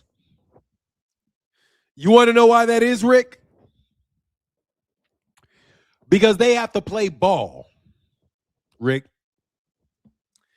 Rick, that is because show business bosses have to play ball. That's why. Why they are willing to make that distinction is because Zuffa and Paramount Plus got their whole foot up the backside of the zone, the people that are getting paid. So showbiz is not going to get in with Zuffa. And neither is any of the other people that are going to get and stay with DAZN. Because remember, DAZN is a network, and I don't care who's connected with it, whether it is Matchroom, Golden Boy, whatever. It's Matchroom. It's DAZN. So the guys that get paid by DAZN, their marching orders are going to be to support anything that is anti-Zuffa. So they're going to have to go to battle with Dan Rayfield. They're going to have to go to battle with Mike Coppinger. Because Mike Coppinger and Dan Rayfield, I have to say, are the two of the biggest name boxing writers or pundits in the sport. And the fact that they are supporting Zuffa in all this IBF stuff tells you which directions they're going. It's going to be Dan Zuffa boxing. It's going to be Mike Zuffa Coppinger.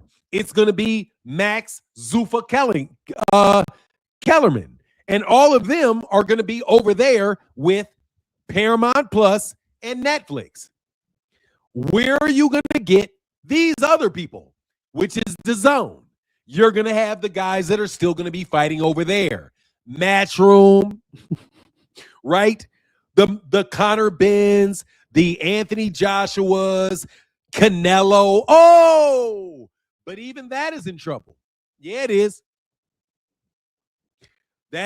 I'm telling you, that's what it is.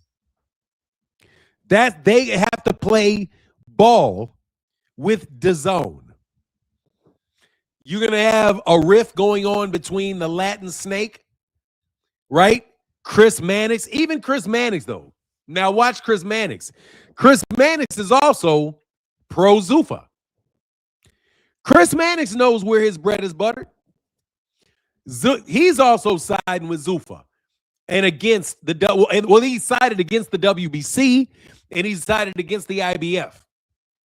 At this point, I wouldn't be surprised if they come out and change Ring Magazine to Zuffa Magazine. They should. They should, but they can't sell it if it's Zuffa Magazine. That name is ugly as shit. That is the ugliest fucking name for anything that I've ever heard. Zuffa. Just tells you the guy that named it is weird. That's a weird ass name, Zuffa. Sounds like some shit that you scrub your back with. You know? Zuffa. Ugh. Doesn't even sound good. Ugh. Zuffa. You know what I mean? Hey, let's go to Zuffa. No, I don't like that, bro. Zuffa. No. That sounds like a racial slur or some shit. Zuffa. Man, look at that Zuffa. I don't like that. I don't like Zuffa. The name Zuffa it don't roll off the tongue, bro. Zuffa's kind of like those cars. Zuffa sounds like Tesla's look. Tesla's like, you know what? I like it. I understand where you're coming from, but it just there. I don't like how it looks. He said, I need some Zuffa for my feet. Exactly, bro. Like, you know what I mean? Yeah, just not big on it. However, I will tell you though, man, I'm not big on DAZN either. DAZN caused a lot of shit. So to see DAZN lose, I mean, man, look, dog, I'm just watching y'all just fall, man. I'm just watching you niggas fall. That's what I'm doing. I'm watching you guys fall. Yeah, I am. I'm watching it and I'm loving it. I'm hoping that I'm not even hoping it, man. I'm grinding.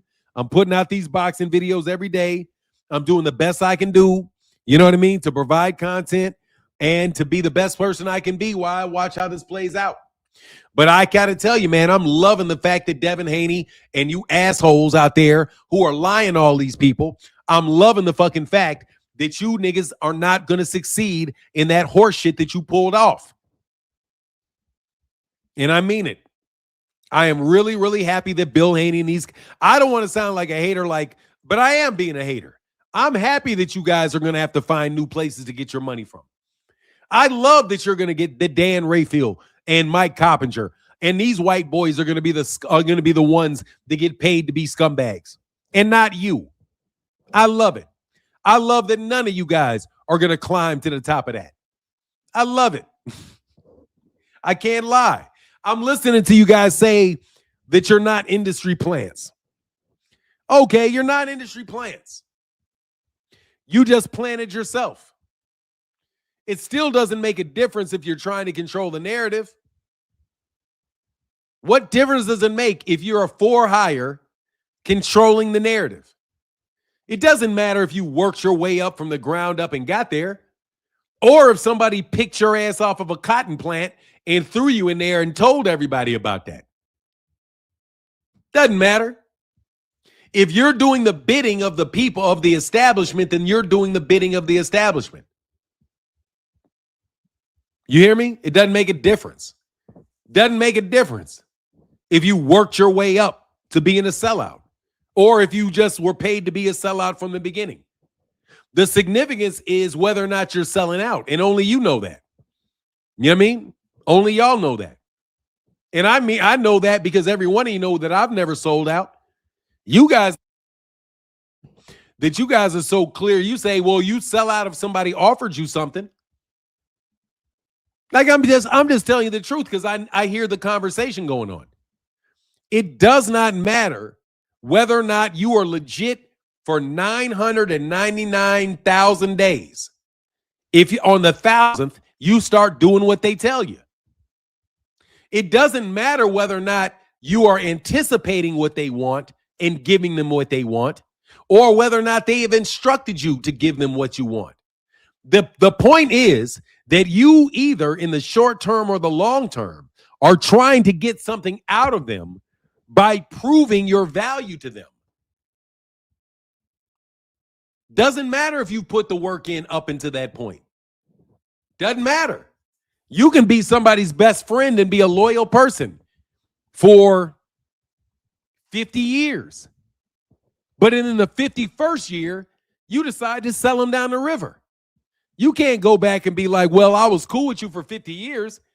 Be like, yeah, you was cool with me for 50 years until everything after the until, everything before the until is bullshit. Like, I'm serious, man. You guys all sell out.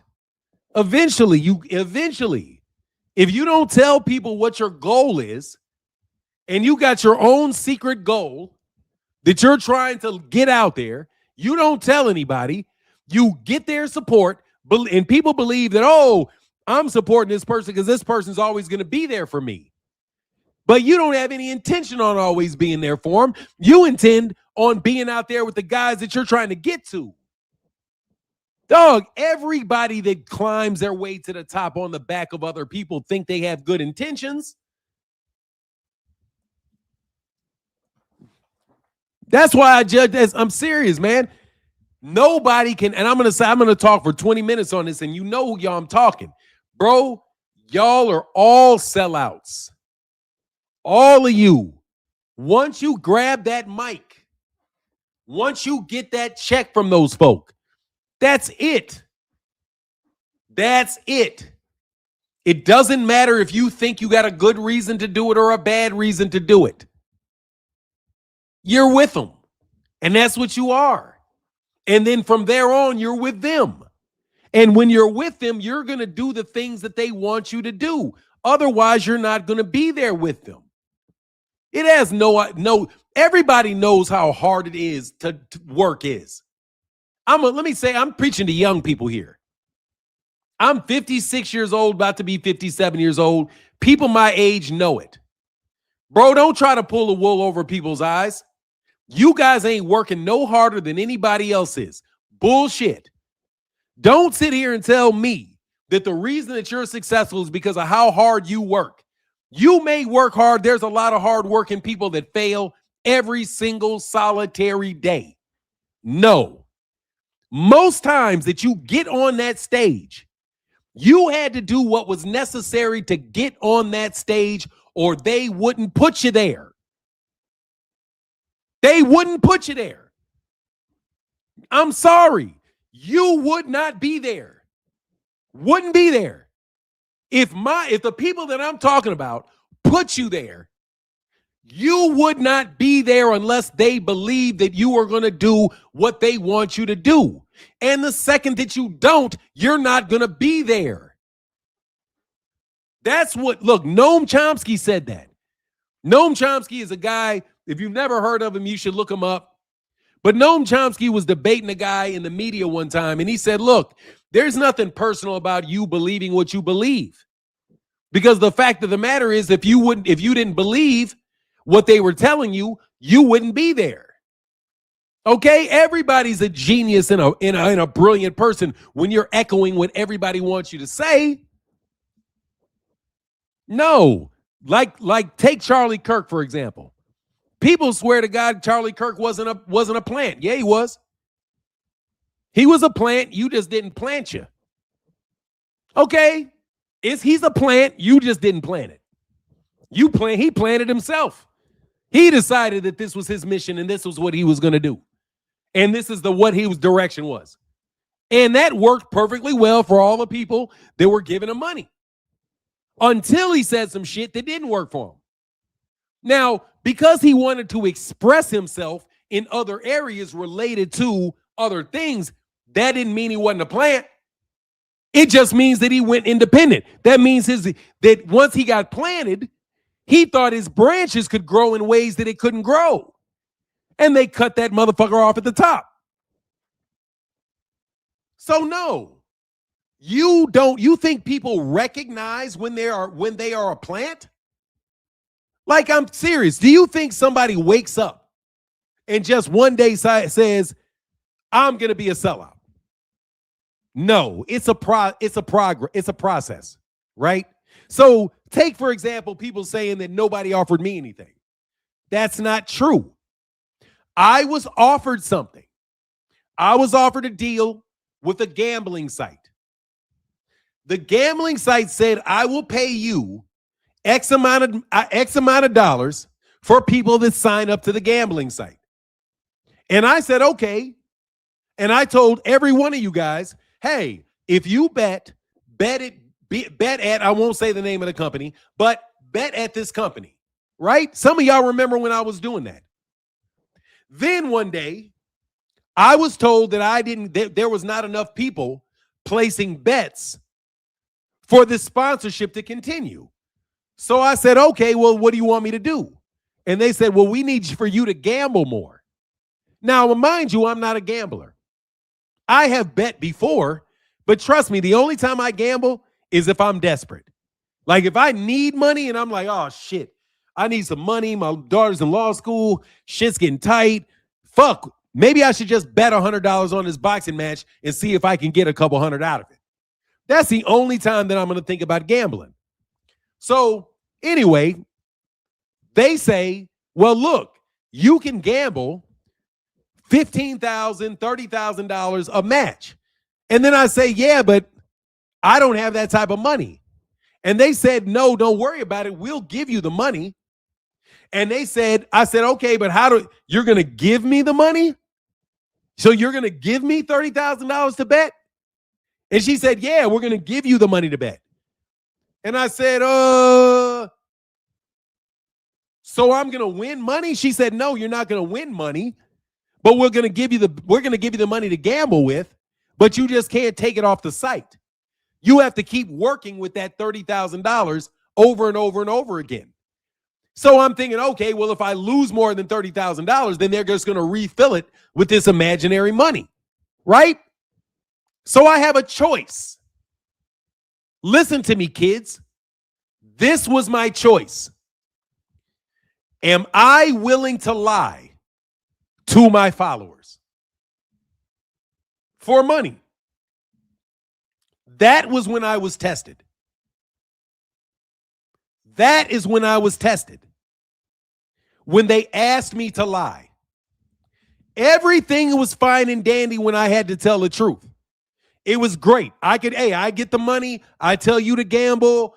Boom. I'm watching how many people are signing up. But then when are they try to get me to sell out? When they try to get me to lie.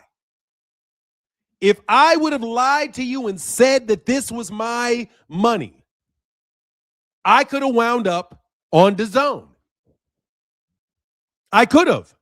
If I was convincingly telling you, oh, bet this money, bet this money, bet this money. And meanwhile, I'm investing this in other, I could get people to start investing in me. I can sell other products. You know, if there's some line you want me to sell, you can rely on me. But if he's not willing to lie about this little thing, then he is not going to be willing to lie about bigger things. But if somebody's willing to lie about a little thing, then they may be willing to lie about a bigger thing. See, the criminals are not going to walk up and just ask you to commit a crime. They're not. They're going to tempt you with other crimes to see if you're willing to do it. And if you're willing to do it, then they may say, this is a guy I think we can rely on. And that's what you guys did for a series of years. Yes, you did. That's when you sell out. So don't tell me that I got it from the mud. Yeah, you grew it from the mud and then you sold the fuck out. Yeah, you got it from the mud and you proved yourself to these people on the mud. And now you work for them.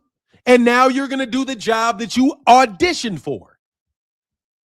Right? Just like if I wanted to get a television commentary job, I would never talk about Black American fighters.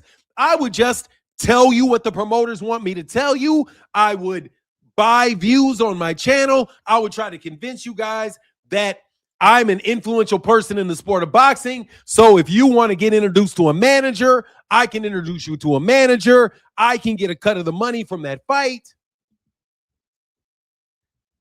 Bro, nobody starts out a sellout. You just work for yourself. And if you work for yourself, What good does that do anybody else? It's the people that work for the community and work for the benefit of the community are people that did not sell out. Okay, that's just what it is. And you guys can't get out of that. No, once you work for them, that's it. I'm sorry, like Jesse Jackson. Bro, I ain't trying to hear shit. I know who Jesse Jackson did business with, so I'm not trying to hear it. He did a lot of really good things in his life. The compromises that Jesse Jackson made over the course of his life, it provided fruit for a lot of people. That doesn't mean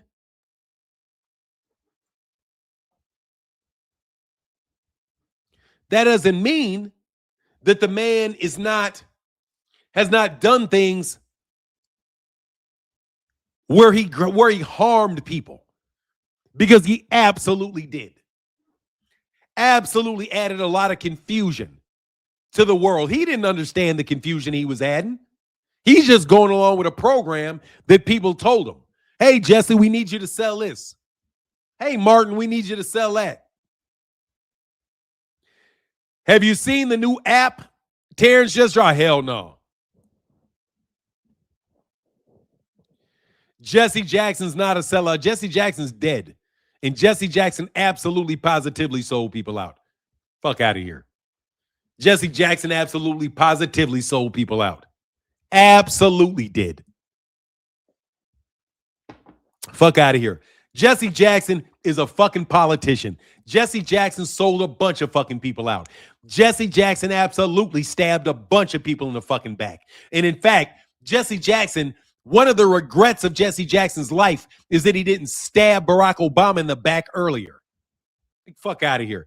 Jesse Jackson's ass was bragging. Jesse Jackson was mad as shit that he didn't stab Barack Obama in the back earlier. So he would have never been president. Fuck out of here. Jesse Jackson never wanted that man to be a fucking U.S. congressman, let alone a senator or a president. Jesse Jackson absolutely positively sold out. Matter of fact, Jesse Jackson sold out before you ever met him. Like, please. Jesse Jackson sold out before you ever heard his name. Why the fuck you think you ever heard his name?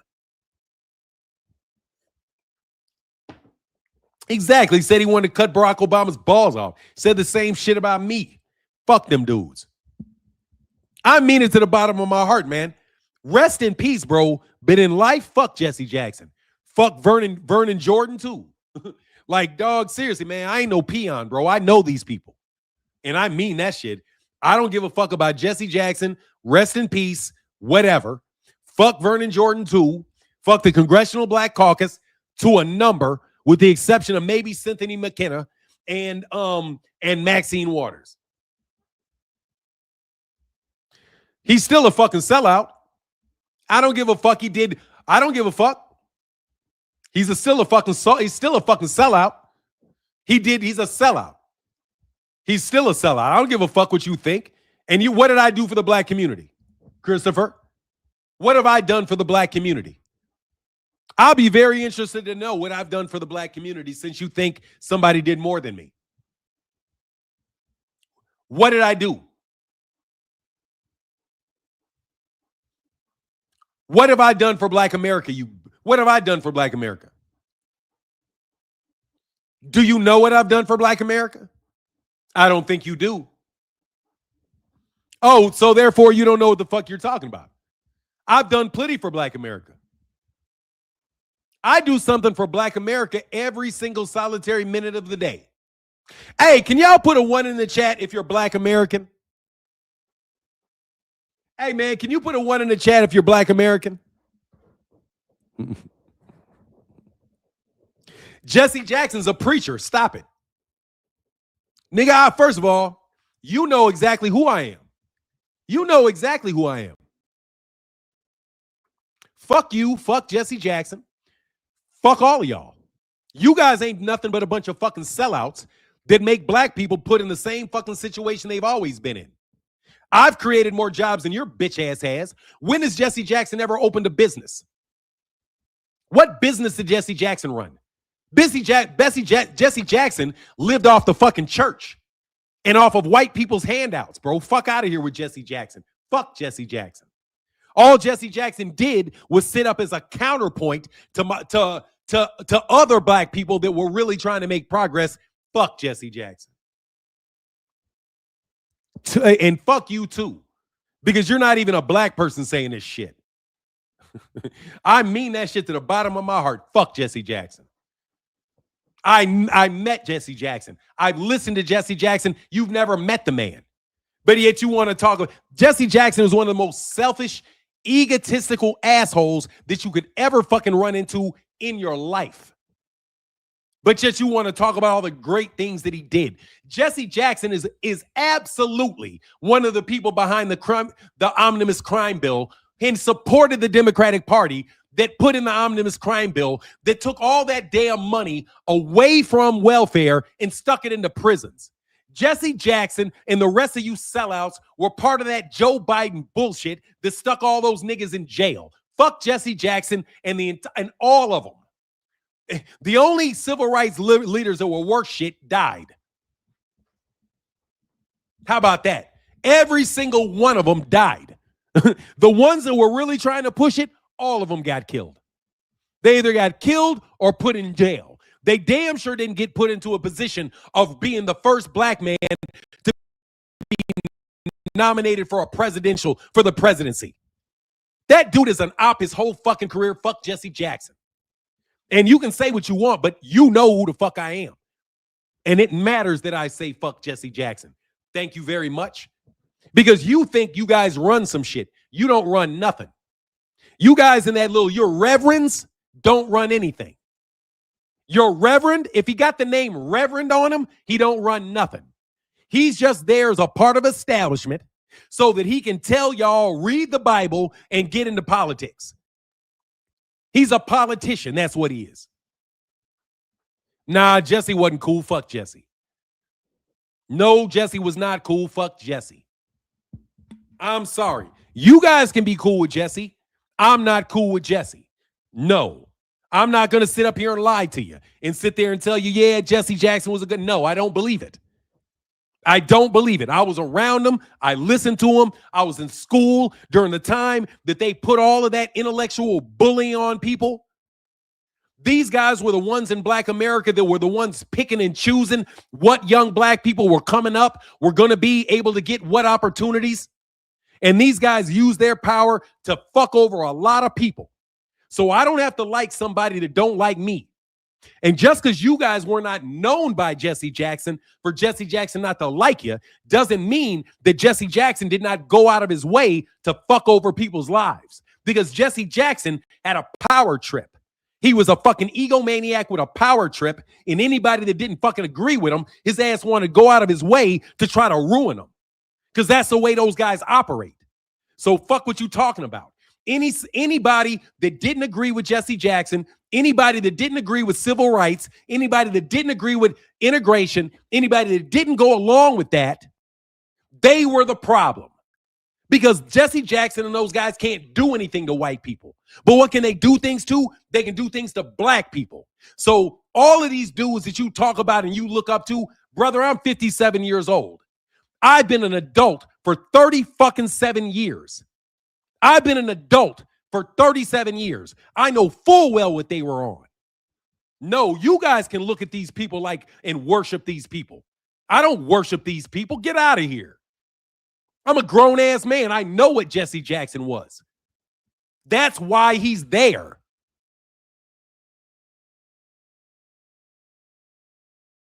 If Jesse Jackson was an actual revolutionary, if he was to do something, he would have never lived through the 60s. He would have never got there. But you guys want to believe the guys that make it and become millionaires and they get along and they got these big organizations. You believe they were the ones fighting for the struggle? Meanwhile, the rest of them lost. The Black Panthers get totally eliminated. Meanwhile, Jesse got an afro. Jesse Jackson ran around. Jesse Jackson was no different than Bill Haney, sticking his face in every mic at every fucking sporting event, every single solitary conversation. Jesse Jackson's running around giving his opinion about it. I ain't trying to hear that shit. I remember him from the beginning, bro.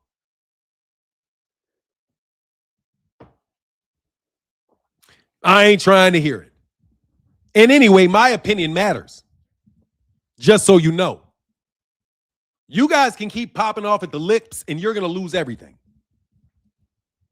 Let me give you guys a piece of advice. You're going to lose everything. You guys are stupid. You guys should leave me the fuck alone talking about this shit. And I mean it. You're going to lose every fucking thing. You already don't understand, your dumbasses. When I talked to you and I told you that Turkey al-Sheikh was going to get the fuck out of the United States with this money shit. I told you that's not his money. I told you what was going to happen. And you guys keep playing with me. I'm going to tell you something else is going to happen. All right? So keep talking. Keep playing with me. You're not fooling anybody anymore. I know what I can do to you. And I'm going to do it to you.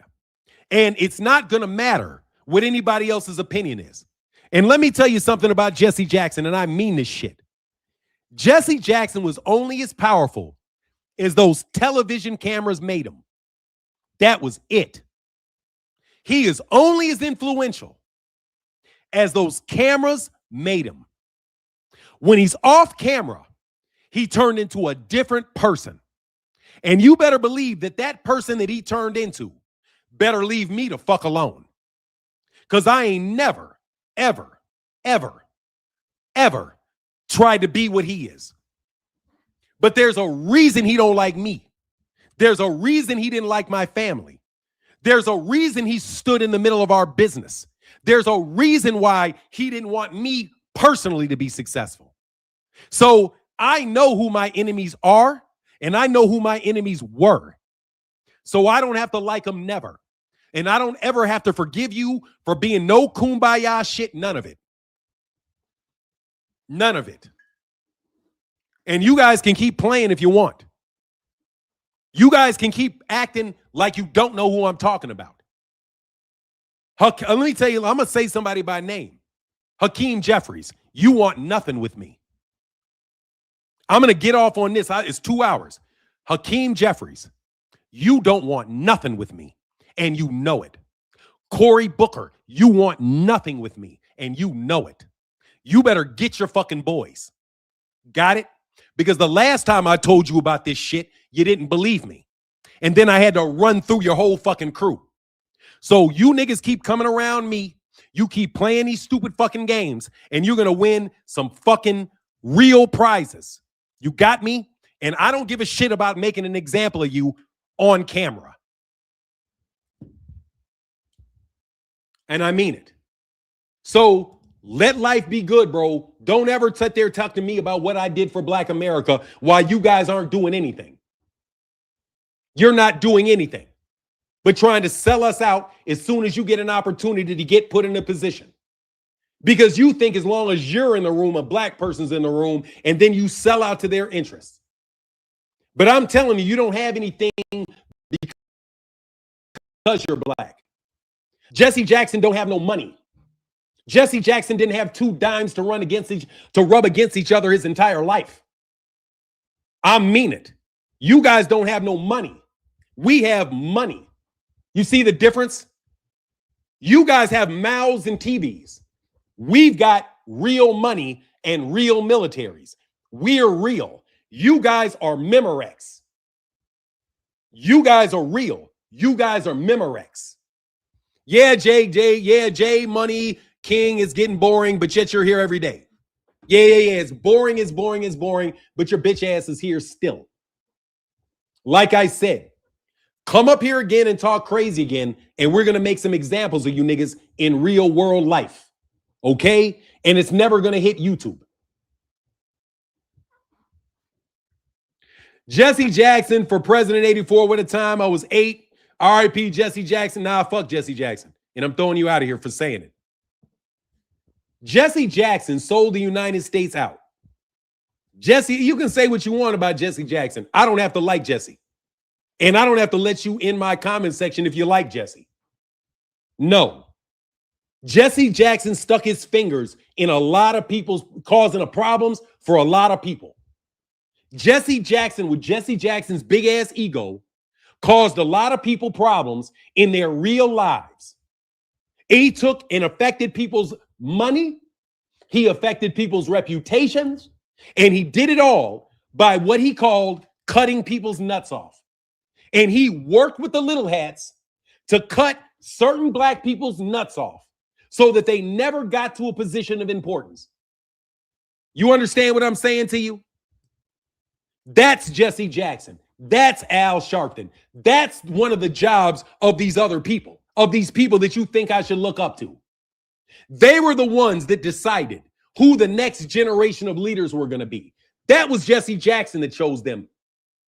Jesse Jackson and those guys are the ones that chose who the next leaders in Black America were going to be, and where did that go?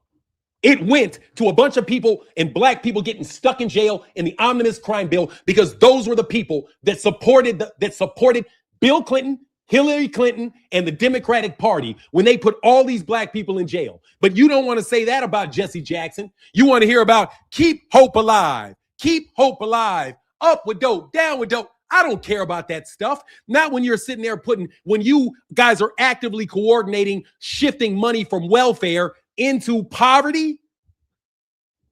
No, I'm not doing that, man. No, Jesse, let me tell you something, man. The only reason Jesse Jackson got to where the only reason Martin Luther King got put up where Martin Luther King was because they put Martin Luther King there. And when Martin Luther King did something that somebody didn't like, they got rid of Martin Luther King. And then they put Jesse up there. And when Jesse does something they don't like, they replace him with somebody else. Because they're the ones that decided who the leader of black people are, not black people. Black people have been told who their leaders are and who to look up to and who not to look up to. That's what they do in our community all the time. So I don't have to look up to the cookie cutter archetype preacher that they put in my face.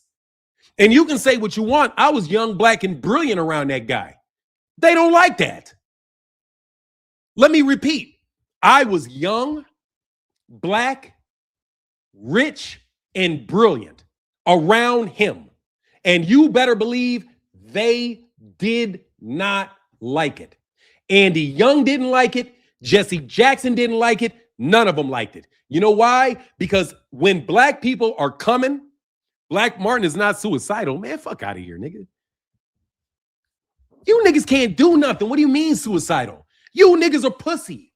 You can't do nothing. Hey, man, I'm going to get off on this real quick for all you niggas that think if you talk politics, that means somebody's going to do something to you. Bro, you're pussy. You can't do nothing. Nothing to me.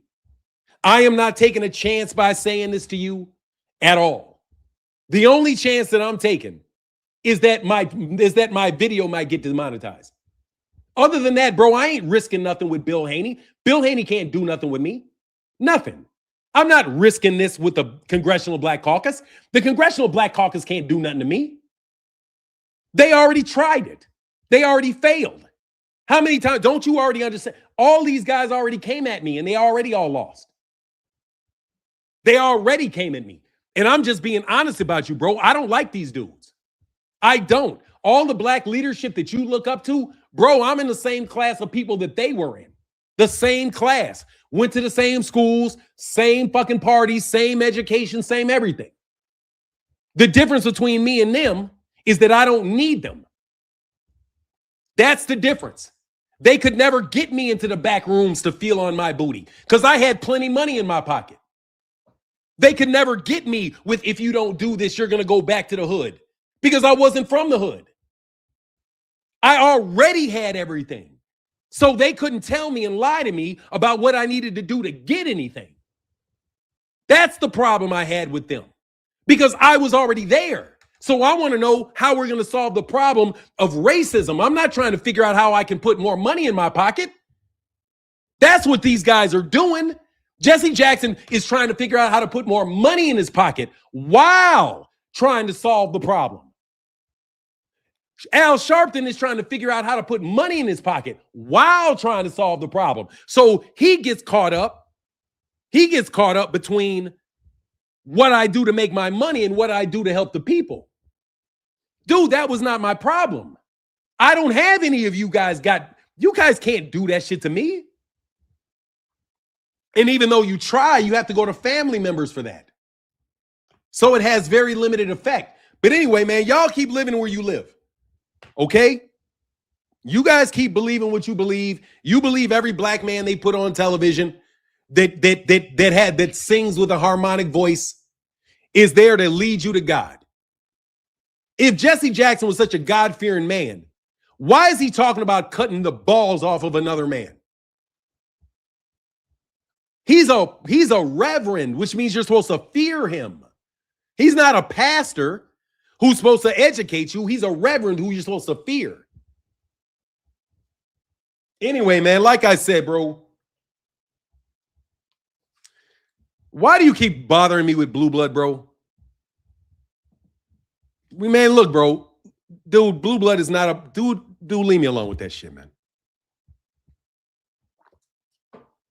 He's a peon.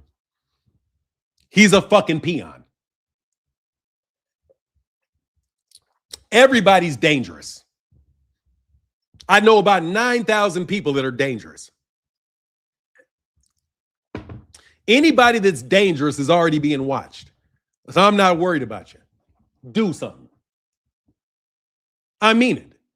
I'm going to tell you the same way I told all these other dudes. If you really think you that, do something. You're not going to do anything.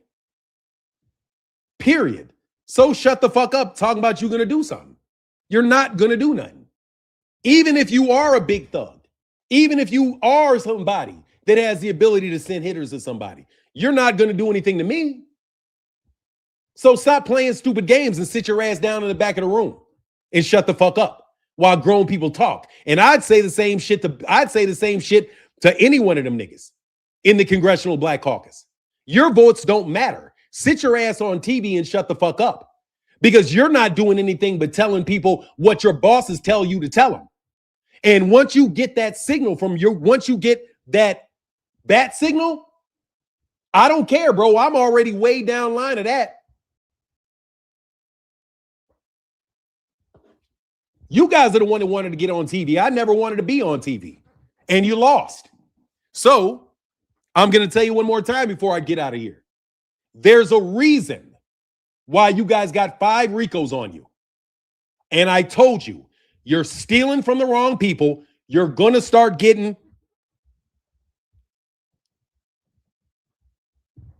Bro, are you that desperate, dog? Blue blood, are you that desperate, bro, for viewership? Will you stop doing commercials in the middle of my live stream, dog? Will you stop it? I know nobody give a fuck what you say. Don't stop trying to come in here and make commercials, bro. You're desperate. That reeks of desperation, bro. Cut it out, okay? Cut it out. No need to keep coming in the chat, guy. I don't want to talk to you. I don't need to talk to you. I've already proved it. Everybody knows you're a fraud. That's already done. Okay? I don't know who's still paying you, but dog, that shit's not going to last long either. Okay? Just like them niggas in DC that got over. Oh, that money ran out eventually. That's when we love it too. Because they like when you get a lot of money and then all of your shit gets cut off. And then you guys got to sit there and watch your money do this. Boop, boop, boop every day. It's kind of like a slow torture, buddy. Dog, that's all right. I'm going to block you too, dude. I don't want to talk about that guy. It's not worth mentioning, bro. So I got to go ahead and put you on timeout. Anyway, man. So look, don't come talk to me about Jesse Jackson, all right? Or any of your other black leaders. If you're in the U.S. Congress, I don't consider you to be a leader. You're just a member of Congress. That's all you are. To me, that's all you are. You're somebody that was allowed to represent a district, and you are trying to figure out how you can represent that district at the same time make more money for yourself. But like I said, y'all can believe me or not believe me, I've never been in a situation where I could get offered to be selling out, because I get caught telling the truth too early in the process. See, yeah, my channel is falling off, bro, but you just keep coming, bro.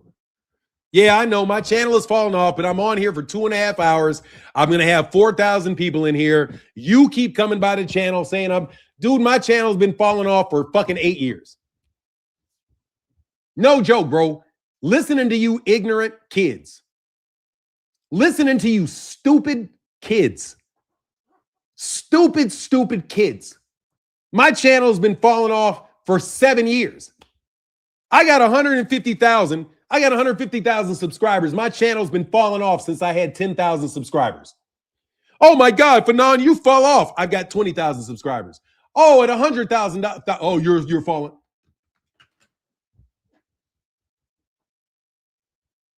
Let me tell you what just fell off. Devin Haney. Because Devin Haney is never going to get another big payday in his life. Let me make a promise to you, Bill. You will, for the rest of your career, lie about how much money Devin Haney's making.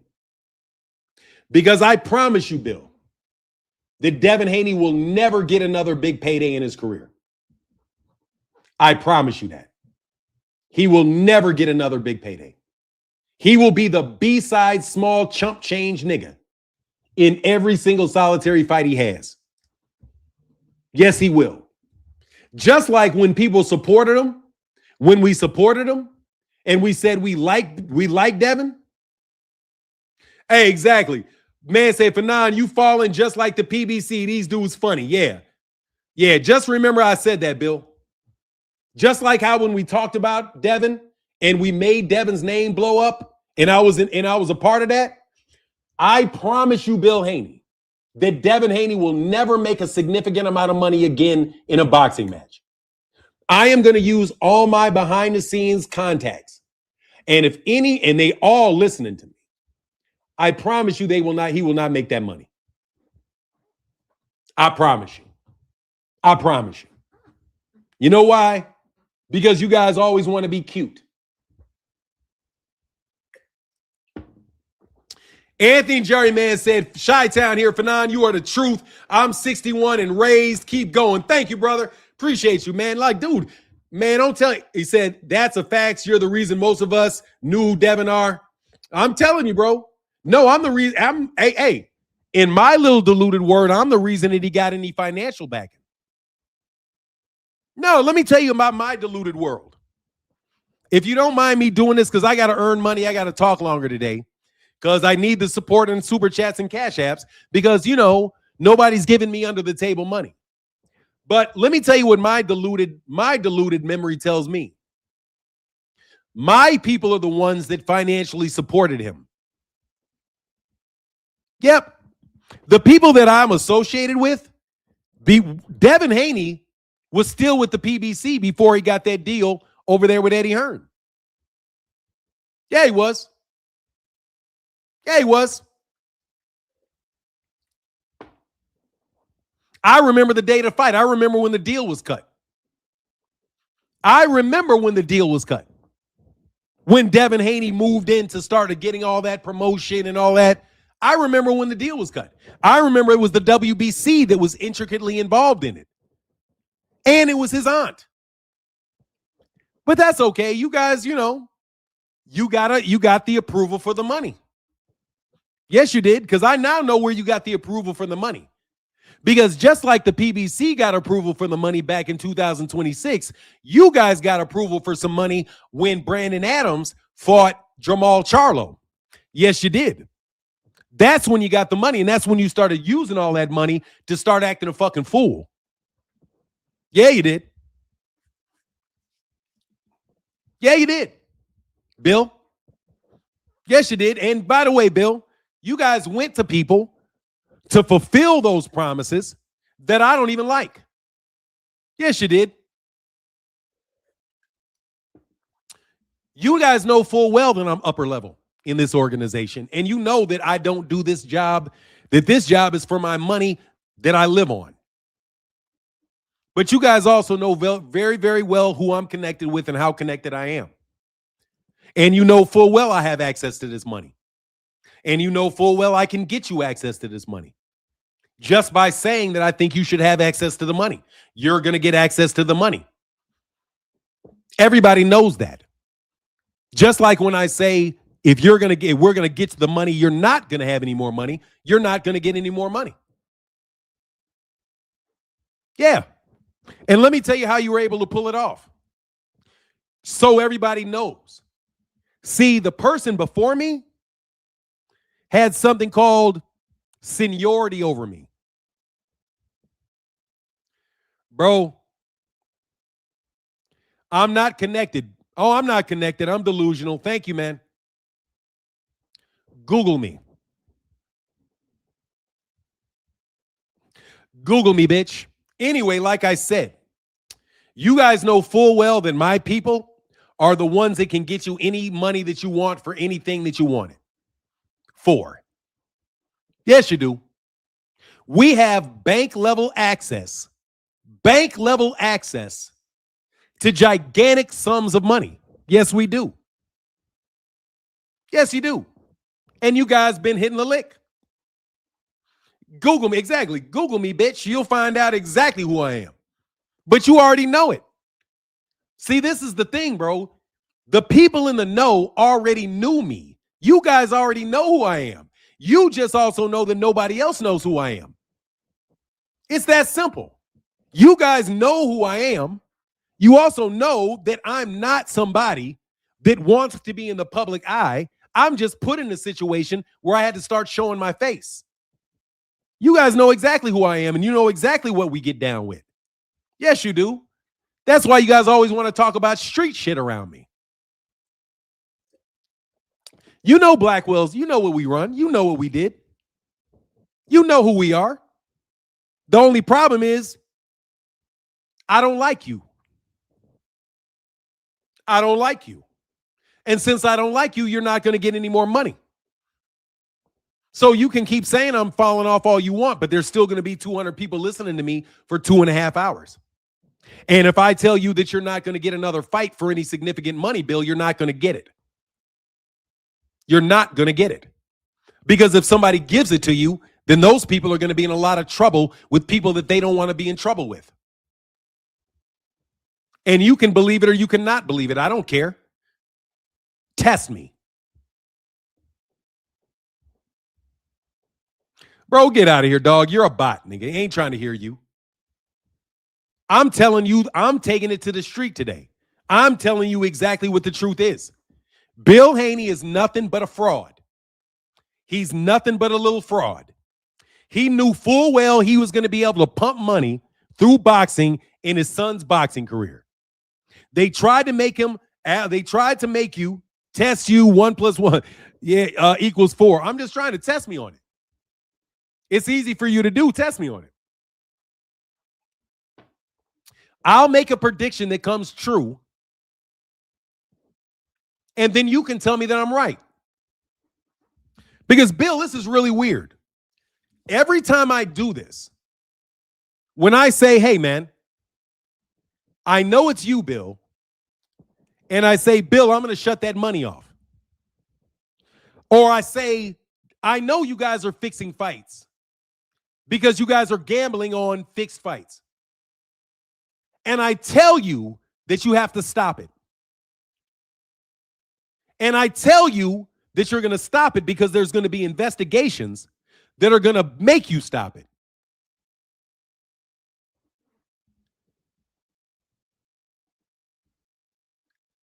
And then the investigations happen that make you stop it. My question is, are you stupid? Or am I? That's the only question there is to have. If I tell you directly that I know you cheated Deontay Wilder in that Tyson Fury fight, I know you fixed that fight.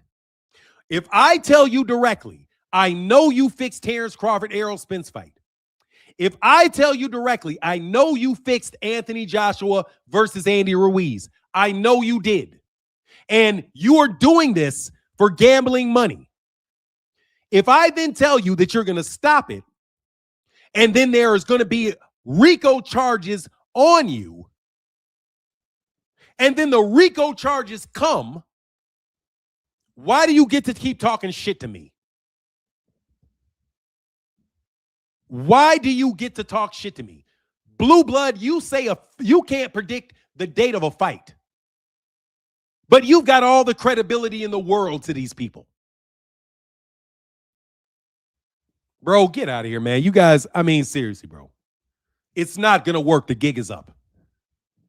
It's not going to work. The gig is up. Your bot farm is not going to work. You're going to make it worse. You're just going to make it worse. But I just need to know, is that something wrong with me? Because I know I said that was going to happen.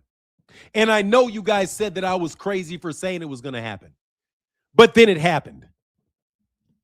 I also told you that they were not going to be doing with business with Saudi Arabia. I told you that was going to stop.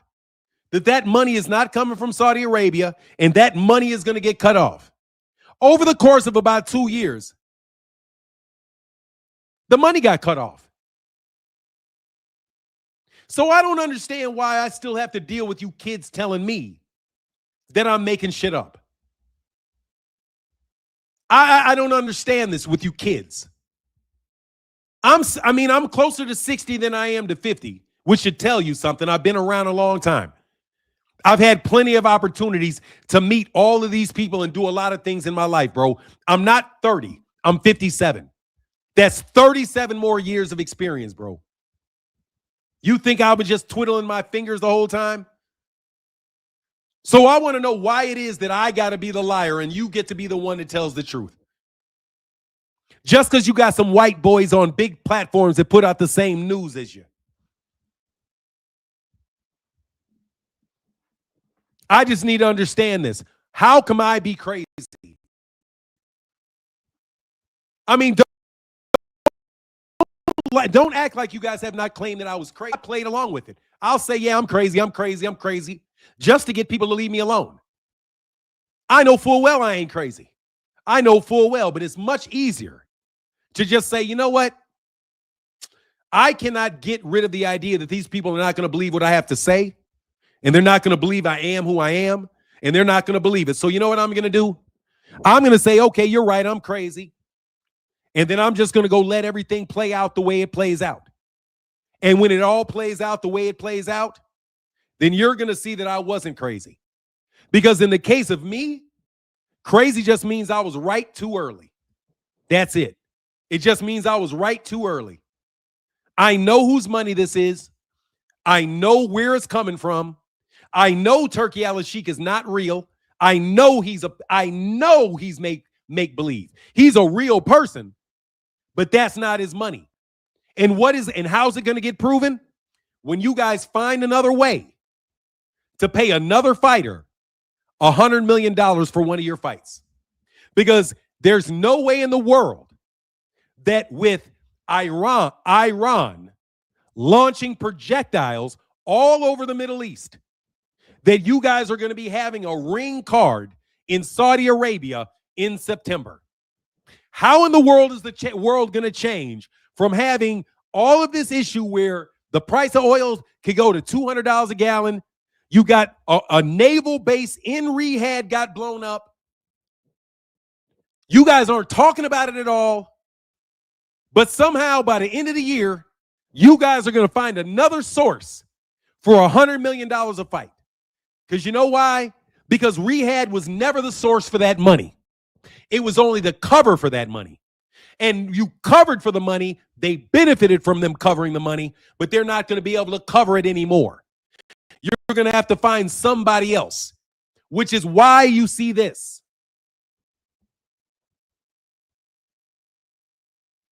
This is why you see this. The salaries in boxing are going which direction? The salaries in boxing are going to go down to the ground.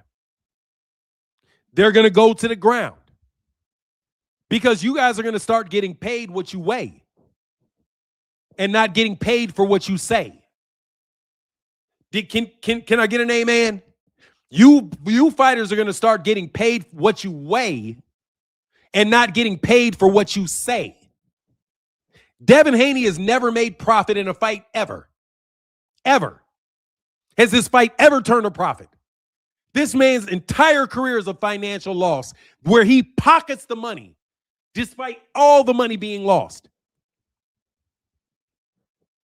How long do you think people are going to allow you to have boxing be your... How long do they think you're going to fund boxing out of this man's purse?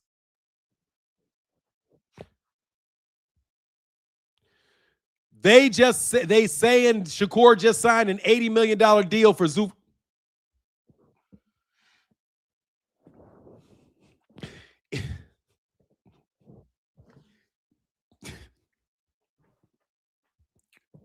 James Vaughn. Shakur just signed an $80 million Zufta deal for 3 fights. When? When did this news break?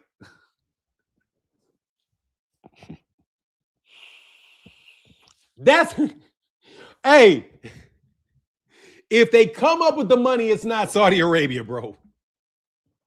If they come up with the money, it's not from Saudi Arabia. You got to remember what my argument is. My argument is not that the money is not coming. Bro, suck a dick, bro. Hey, bro, let me tell you how dumb you are, Blue Blood.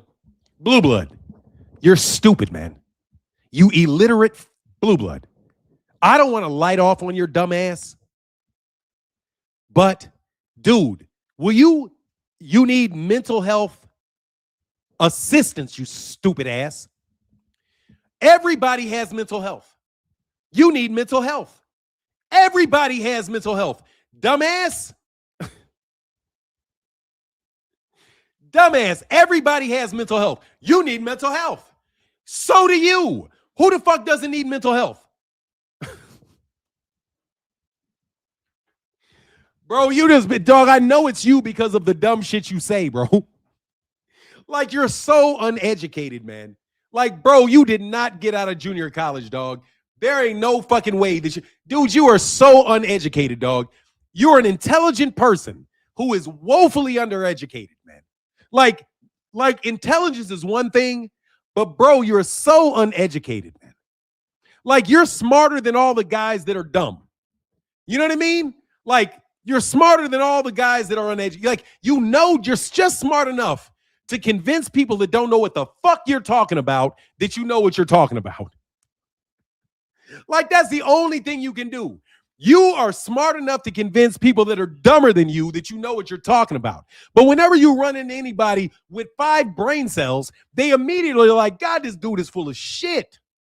Dude, you don't even know how to troll, bro. You don't have no army of trolls coming over here talking about you and supporting you on my channel. It's you.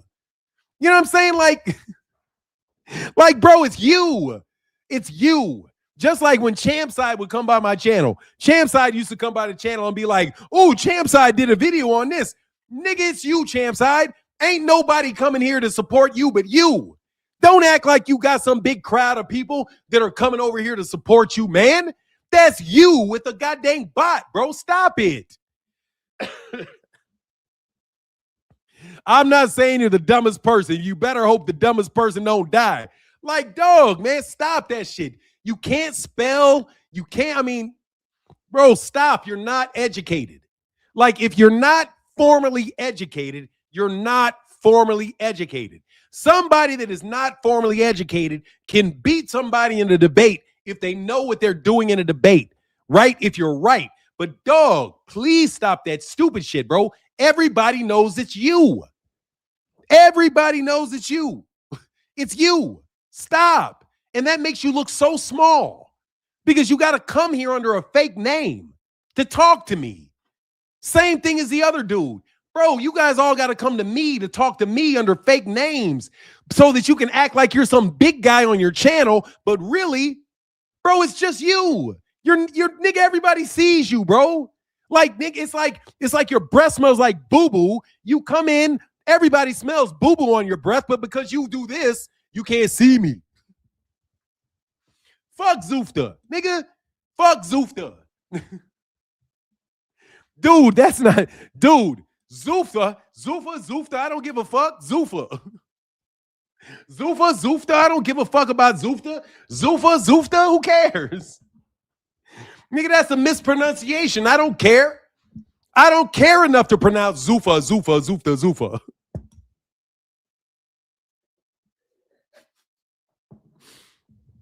Bro, you're dumb, man. You're dumb. Okay?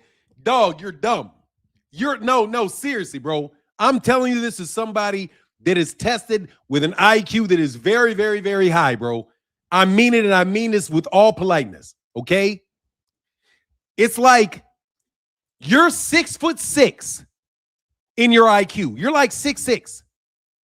But bro, if you're in the room with a bunch of 7-footers, nigga, you short. Okay? I don't care if you're moderately fucking intelligent, bro. To me, you're stupid. Okay? That's just, your mind doesn't work that well. Now, you may have a better work ethic. You may work all day. You may be, like, look, you got your benefits now, like Mike Coppinger. Mike Coppinger's not the smartest guy in the world. He's just the most willing. You know what I mean? It's like a prostitute. You're like a prostitute. Prostitutes aren't always the most beautiful women in the world. They're just willing to do it, right? So, bro, just don't think just because you're a prostitute for somebody else that you're a pretty woman. You're not. You're just a prostitute. You're just in the room because you're going to give it up for the money. All right? You're not there because people think that you got some mind that's worth respecting. Man, get out of here, Mike Moore. Ain't nobody trying to hear that shit, man. You ain't criticizing me for what I think or what I want to talk about. If I want to talk about something, I can talk about it. If I want to talk about the money, I can talk about the money. You guys are bots that have to come here to talk to me. How about that? How about I know you dudes are going to be here every morning no matter what I say? Like, bro, stop that shit, man. You niggas know that you're not that big. Let's bust your bubble. Bro, you do not have 180,000 subscribers, bro. You bought 100,000 of them. Okay? Dude, other dude does not have 273,000. He bought 100,000 of it. Okay? Shut the fuck up. Of the 150 that I got, I didn't buy none of them. Okay? So fuck out of here. Everybody knows what patterns look like, bro. You guys are make-believe, man. That's why you come over here under fake names talking to me. Frauds, bro. You guys are frauds. You guys don't convince anybody of anything. You guys just get around in a circle, get as many people to make as many fake names as you can so you can act like the conversation is going a certain way, man. You guys are frauds, bro. You guys are frauds on every fucking level, man. You're literally listening to me right now acting like you're not listening. You bum asses are literally typing with names that are not yours, knowing full well that you got a boxing YouTube channel, knowing full well who you are. All because you want to talk to me, but I'm nobody and you're somebody, right? No, you're a fraud. The only reason that you got any clout or any type of name is because of the people who own you. That's it. You're like Elvis Presley versus the only reason that you there is because somebody says, okay, he'll do the music and he looks like we want him to look like. You guys are not real. You get out of here, man. Trash asses. Anyway, man, I know y'all heard me and you can like it or lump it. The fact of the matter is you guys got to sell out to get anywhere. You do. And I don't care if you took the hard road to sell out or you took the easy road to sell out. You still are working with a bunch of people. You still out there trying to act like, oh, nobody should talk about Gervonta Davis versus Shakur.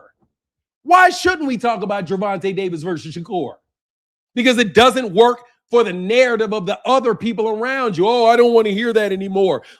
Trust me, the PBC didn't like the conversations going on. Bro, why am I up there? Anyway, that doesn't work, bro. That doesn't work, bro. Because I feel like it, bro. Why do you care? Why are you so upset? Because you guys are a bunch of thieves and liars. That's why. Why am I so upset? Let me answer that honestly. Because you guys are all a bunch of thieves and fucking liars. Bro, shut up, bro. You guys got bots coming in here. You're going to get shot every time. I'll talk about what the fuck I want to talk about, and you niggas are going to listen because your boss told you to listen. So shut up and listen. What are you here for? You don't like that I'm telling you the truth about you guys? That you don't make the money that you say you're making? That you guys are out here selling out for all kind of other backdoor money on all kind of dumbass deals that you thought you were going to be able to get on forever?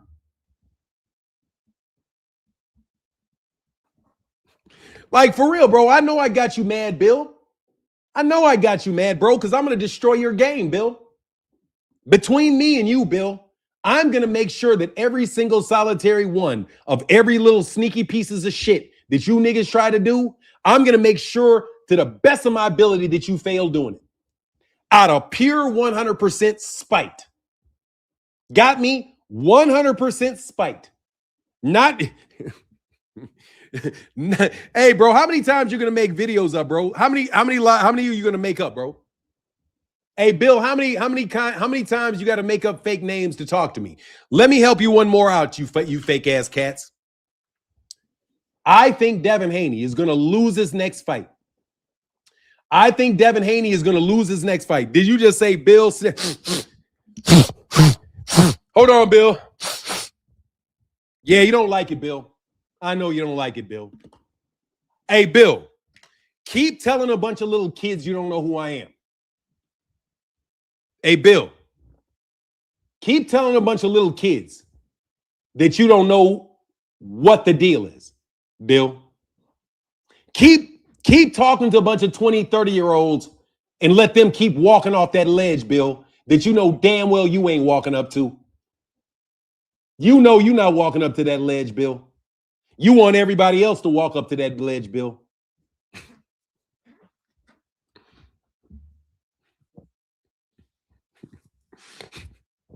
You know it, Bill. Anyway, let me get out of here, man. Much love to everybody that chat in the super chat. And with that, I'm out. Deuces. Have a wonderful day. Fuck you, Bill.